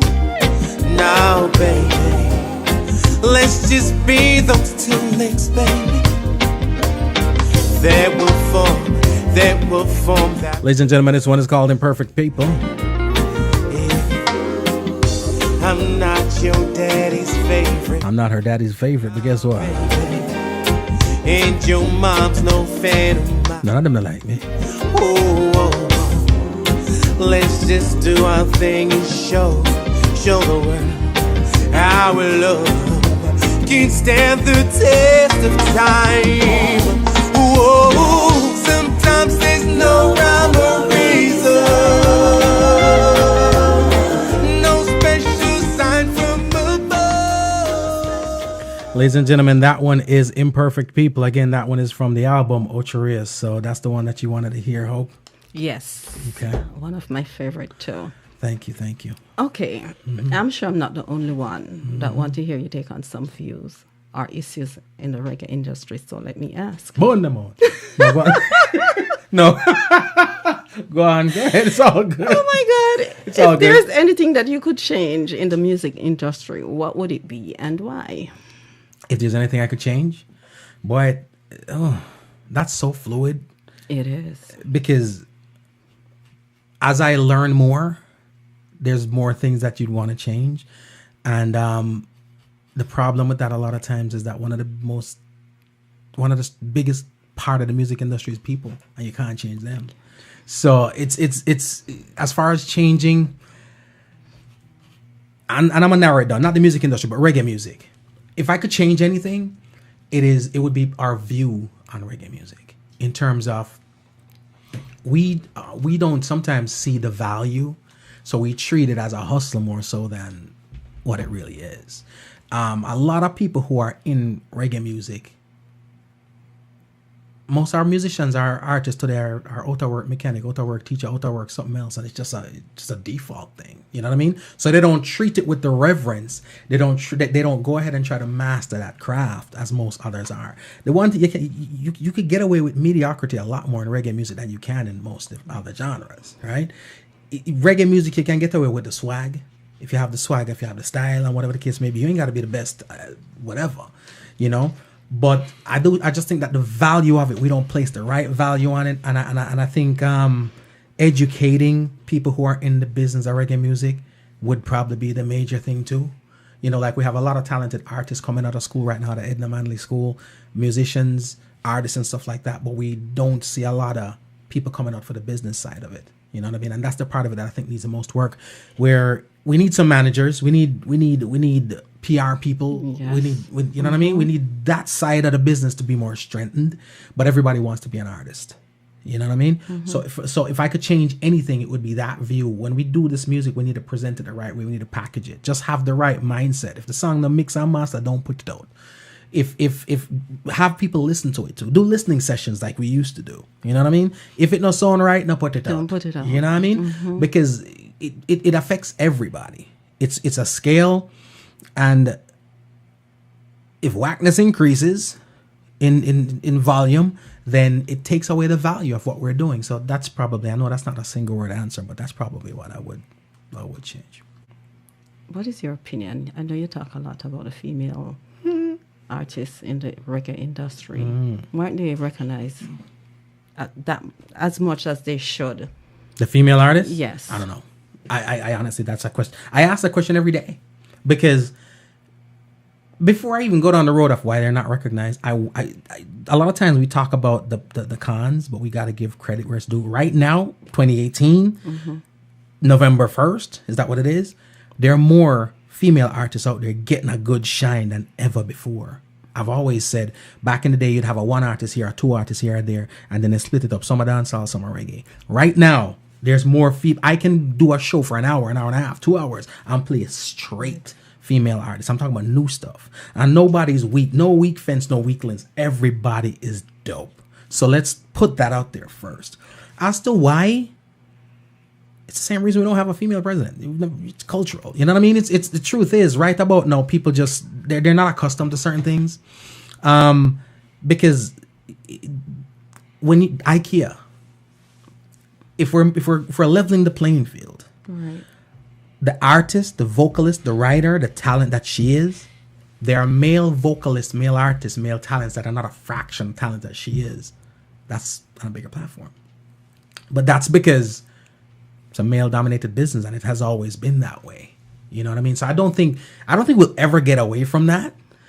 It's just, we gotta chip away at it. We gotta chip away at it. But you know, the other thing too is this, and I'm choosing my words carefully.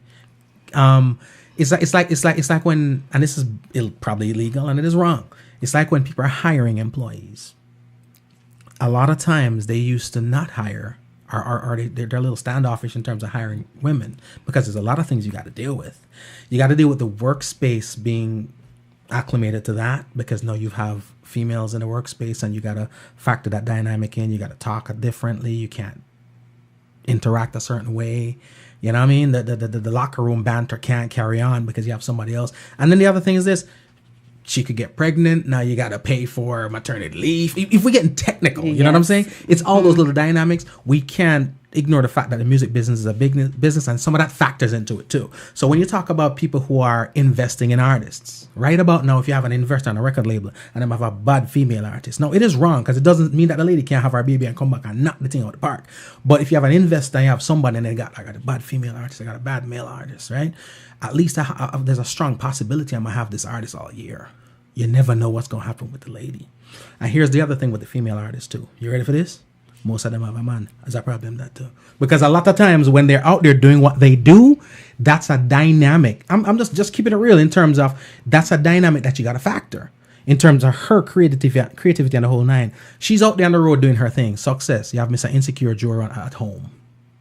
Always up in her ear while you out there. You know what I'm saying? I'm not saying the ladies don't do the same thing to the men, but it's just a whole bunch of different things that come along with it. Why people I think people shy away with it. Now, here's the deal. I'm no genius, so this is not gospel. This is my opinion. You know what I mean? So there's a couple of different things, a lot of different things. Doesn't make it right. And I do think that we can work at making it better. The talent, though, that's out there right now, I think is the first step. The first step, because sometimes you can't deny talent. If somebody comes through the door and really, really talented, you cannot deny it. And the good thing is the talent is coming younger now. Right now you have a Coffee, you have a Lila Ike, you got a Savannah, you got Jazzy Lees, you got Alicia Castings, you got a whole bunch of people coming up right now. IKEA, majority of them people not even 25. You know what I mean? So their future is so bright. And the trajectory is so great, and their prospect is so far and so vast that you should invest there. You know what I mean? I just saw the thing set up. Ladies and gentlemen, you're hearing it from the man himself. Okay, based on your years of experience, where would you project the direction of the music industry going within the next 5 to 10 years, specifically dancehall and reggae? Where's it going? Same place where they know. You know, it's here's the thing with as far as I'm concerned, I hear people say all the time, "Oh, CDs not sell this, not sell that, not sell." There's a formula for everything, no matter how you slice and dice it. Evolution does take its course, and we go from LPs, from vinyl to cassette to CD to whatever the case may be. People still have vinyl, but you just have to figure out who your target audience is, your target market is, and figure out how you're going to get the thing to them. I've had the conversation about CDs not selling. I don't question that. People aren't buying CDs as much as they did. A lot of cars don't even come with CD players no more. But people are still CD. Just ain't us. And if you bring it back to even reggae music, reggae artists are sell CD. Just ain't us. Now, are they selling platinum on CDs and whatever the case may be? Nah, because the dynamics have changed. It's about streaming now. So there's other ways, but still, it doesn't matter how they consume the product. If we don't get it to them, it's not going to happen. So in terms of where it's going to be in 10 years, right? Yes, if we don't do anything, if we don't change anything, it ain't going no. It's not going to grow, right? We Jamaicans, Caribbean people, reggae, dancehall, we don't see the value of marketing. I say this over and over. Coca-Cola does not have to drop another ad. They're Coca-Cola. But if they don't, Pepsi stocks are probably going to supersede theirs. And by far, because out of sight, out of mind, you're going with who you're seeing, right? So we've got to do that. We're making music and saying, I need somebody over there to see it, but we're not finding a way to market it to those people over there. If you want to sell your music in Guam, go on Guam. And we see that there's a big market over there in California. We're so limited over here too. We focus on Jamaica, Europe, and so forth, right? And the UK. But there's other markets. We just have to figure out how to get it there. And treat it like a business, because that's what it is. Just when you go to your shows and you give your heart and your soul and that performance, when people come off of that stage, they will buy a CD from you. So if I was a record label, like whomever, you know what I mean? I'm going to make sure that somebody's out there, not even from the artist, but from us, the record label, loaded up with CDs. Because if Raps and Kush come off the stage and just kill a performance, it ain't about the music per se. They could get this music for free somewhere. They could stream it. They could download it. But they will buy a CD. They'll buy stuff like that to take pieces of that home with us. You know what I mean? They want to take a piece of that performance, a piece of the artist, a piece of that. So reggae and dancehall will be exactly where it is right now if we don't change. I've had conversations with people, and sometimes I wonder if it's an age thing where we just need to go at the top and let's kick out everybody. Boom, boom, boom, boom, boom. And just put the youth in and trust them. Where we're from, if you look at Jamaica and politics and everything there, it's always old people. Nowadays, you see a young person. The youngest prime minister I probably ever had is Andrew Holness in Jamaica. I'm not in Jamaica, but I'm talking off, you know what I mean? Just what I know. We do roll with the gray hair syndrome, where if the person have a certain amount of gray hair on their head, we not believe in them. And we give them legend status. We toss it around. Legend is loose like a skittle. Everybody's a legend right about now, just because they've been in the game for a long time. Trust the people who are doing it and doing it well. You see, if Brian are the wickedest drummer around here, I'm not going to give it to the other guy because the other guy has 20 years on him. It just ain't that. So those are the things we need to change. And if we don't change that, we're all sitting right here at this table having the same conversation next year. Next 5 years. Next one. G Cole, háblame. Dime todo lo que estás pensando. Quiero saber tus secretos. ¿Te parece? When girl meets boy, she plans to make you fall in love. Some kind of loving, make you look at her like there's no one else but you and I. Only a girl could understand it, 'cause I know by now you've already kissed me in your head. Girl, I feel the same way you do. It's just a different point of view. I wanna be alone with you. Na na na na na na. So this is what we're gonna do. We're going on a date or two. I'd rather be in love with you. Na na na na na na. When boy meets girl, he starts fantasizing right away. I know, yes I know it. And in this young man's world, I've already kissed your lips and heard you say that you love, yes you love me. Only you can understand it. Oh yeah, oh yeah. By now we've already made love in my head. Ooh baby, girl I feel the same way you do. It's just a different point of view. I wanna be alone with you. Na na na na na na.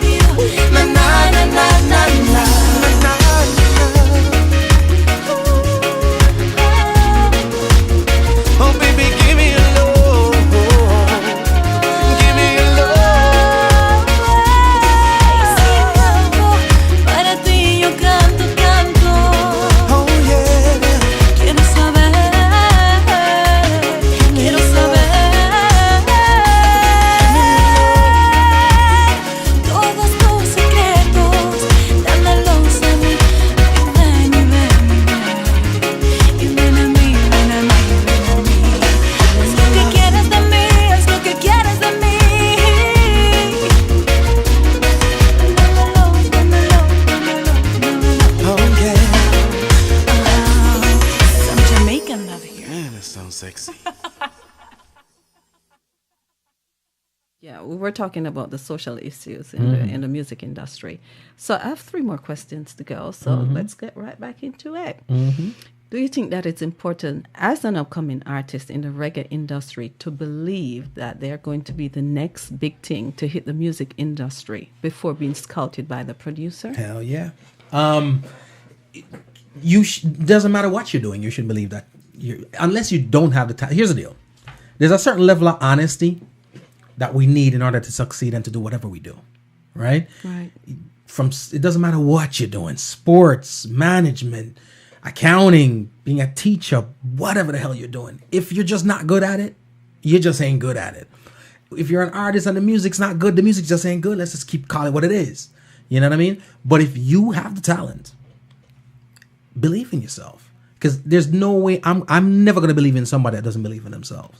When people come and say, hey, this and that, they want to work together, they want to do this, they want to do that. If you don't believe in your stuff, why should I believe in you?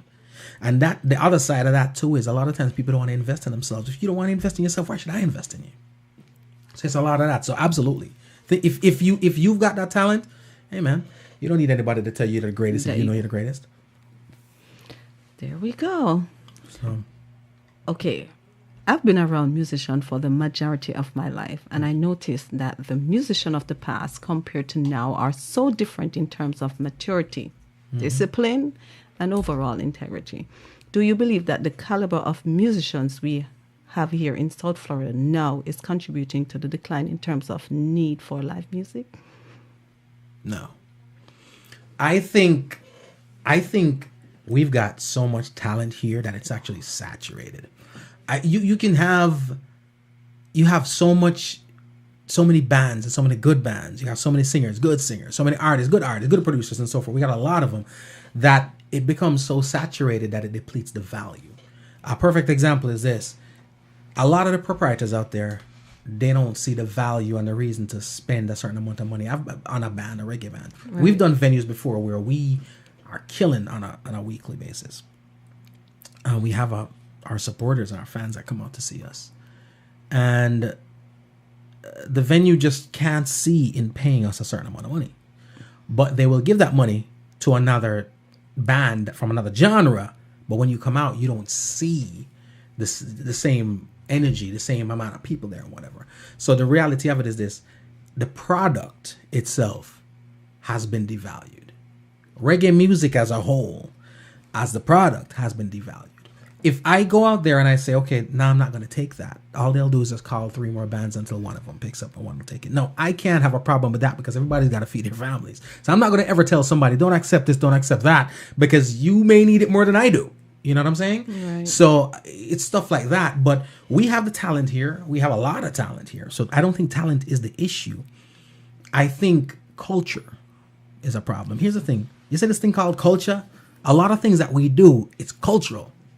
It is our culture. It's our culture to not invest. It's our culture to expect somebody to do it for us. It's our culture to feel like we can hustle the thing. Mm-hmm. You know, I've said to people before, go spend your money on one song.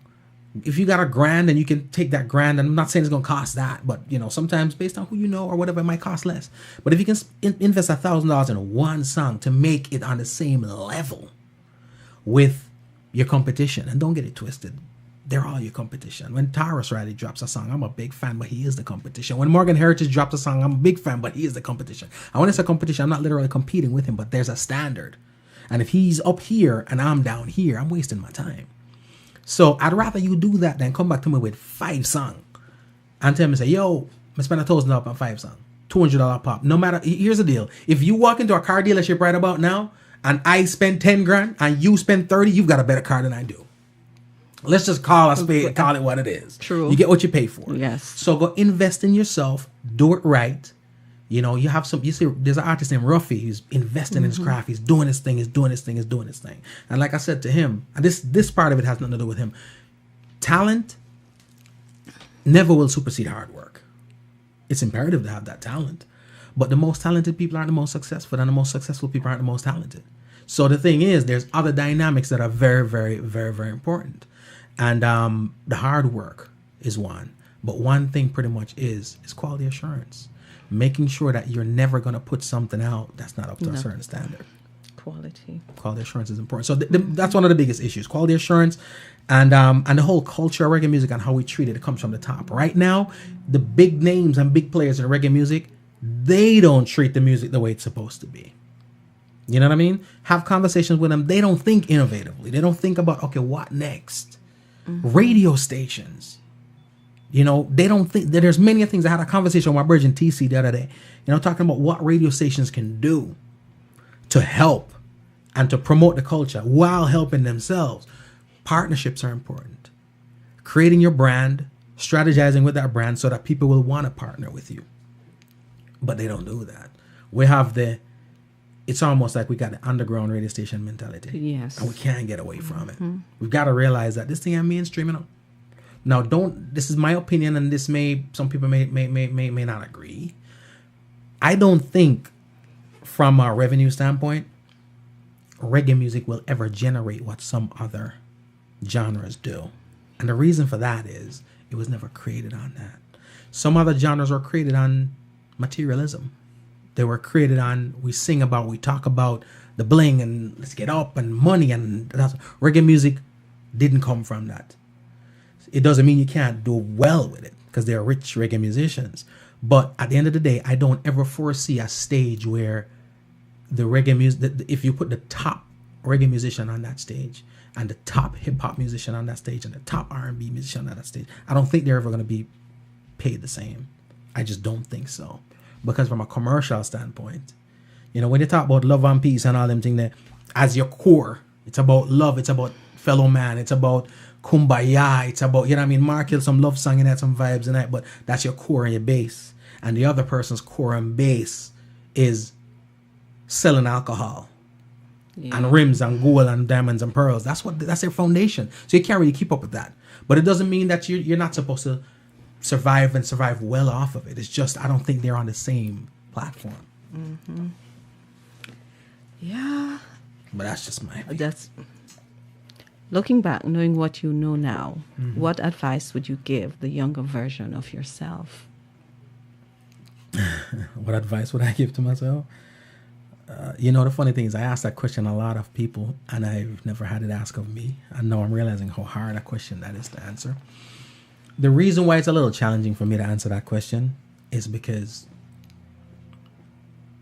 majority of what we never did, or not we, majority of what I never did, majority of where I never went, majority of what I never achieved was on me.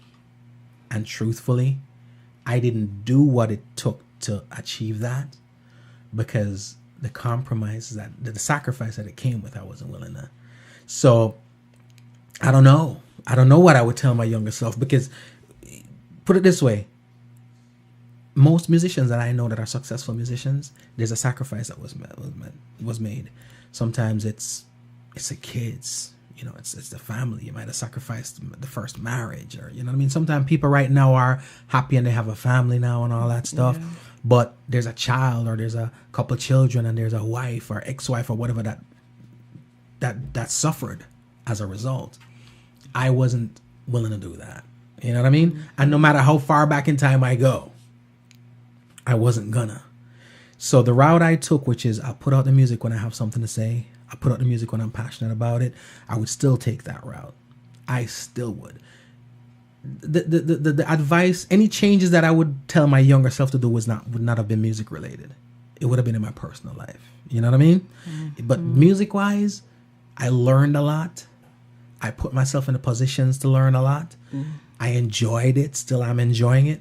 So I can't see anything that I would change, honestly, from a music standpoint. From a music standpoint. Yeah. Well, there you have it, guys. You heard it from the man behind it all, G Cole, songwriter, producer, podcast host, and radio personal.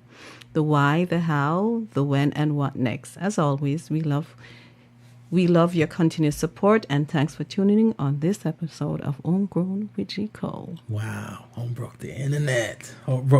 Ladies and gentlemen, please go and subscribe to the YouTube channel. That's why I always say subscribe to the YouTube channel, because it's always there. Always there, always there, always there. It goes there next. Homegrown with G Cole. Just type that in. and we're good to go. Before I go, I need to say thank you to Dorena Dwyer. Easy. Oh my God. And Brianna Fletcher. Thank you so much, guys. Much love. The team. The team. let me get that thing over there while we're here. Right. I need you to go ahead. I'm listening. one more song. One more song? On the ending. Which one? Thank you. Oh, man. Yes. Thank you. Thank you.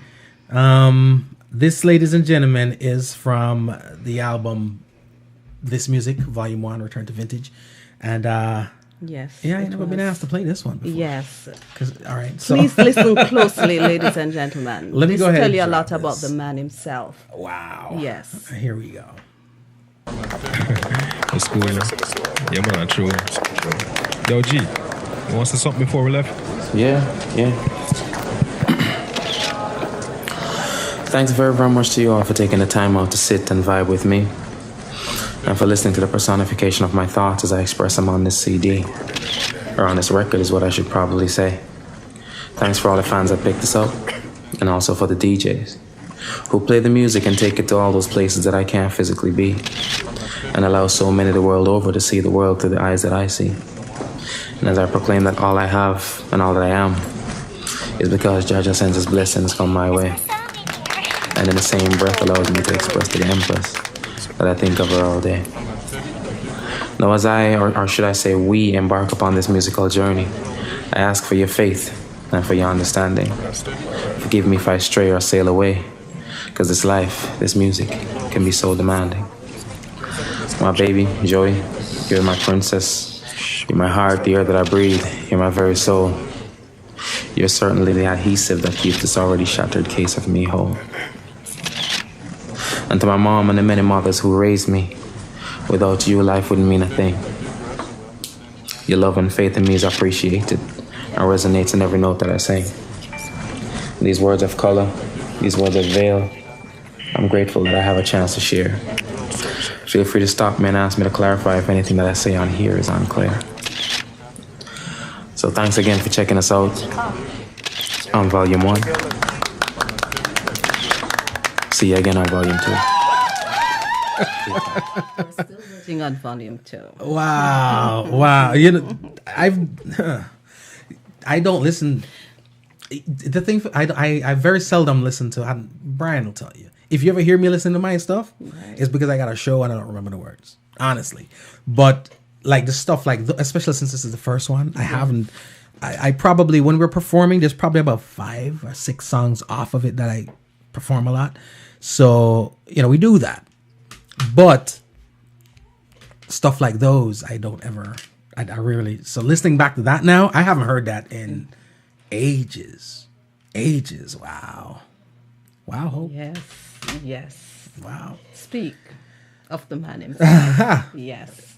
I mean, there's tons of people to thank. You know, a lot of times, we I don't think there's anything in life you can accomplish solo. If there's no successful person that does anything or is doing anything, that has nobody to thank.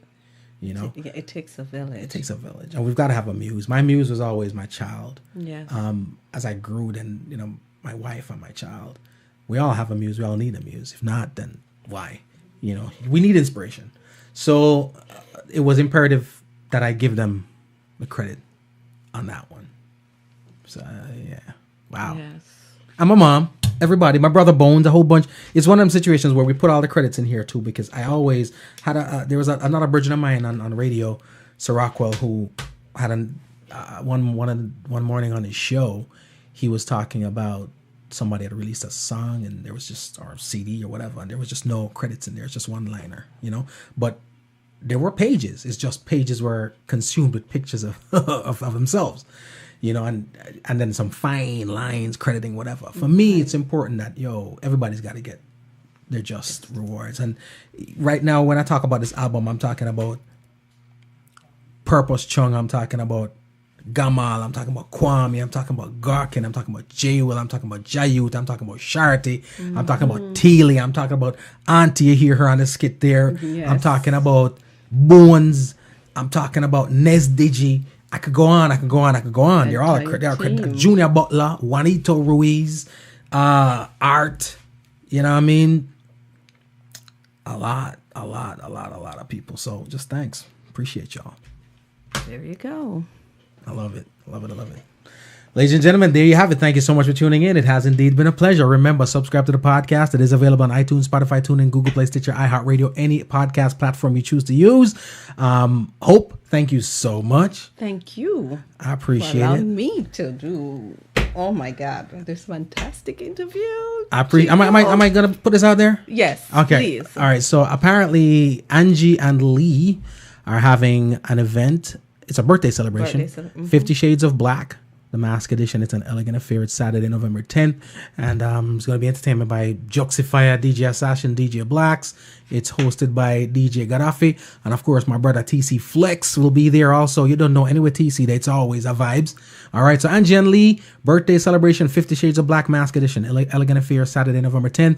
Entertained by Juxifier, DJ Assassin, DJ Blacks. Hosted by DJ Gaddafi, TC Flex. It's at the Garden, 4340 North State Road 7, Lauderdale Lakes, Florida, 33319. All right. Admissions $20. Dress code strictly enforced. All black elegant affair. For more info, it's 954-607-9298. Again, that's 954-607-9298, and then 954-793-8446, 954-793-8446. All right? It's 50 Shades of Black, the Mask Edition, elegant affair. Make sure you're out there. All right? Bring somebody. If you're going to bring somebody, go look somebody when you reach. Oh, my goodness. All right? We're out. Keep it moving. Keep it grooving. It is Homegrown. Nakikinika sa música, Homegrown with G Cole. Estás escuchando Homegrown con G Cole. 您现在正在收听的是 Homegrown with G Cole. You're listening to Homegrown with G Cole. And there you have it. Thank you so much for tuning in. It has indeed been a pleasure.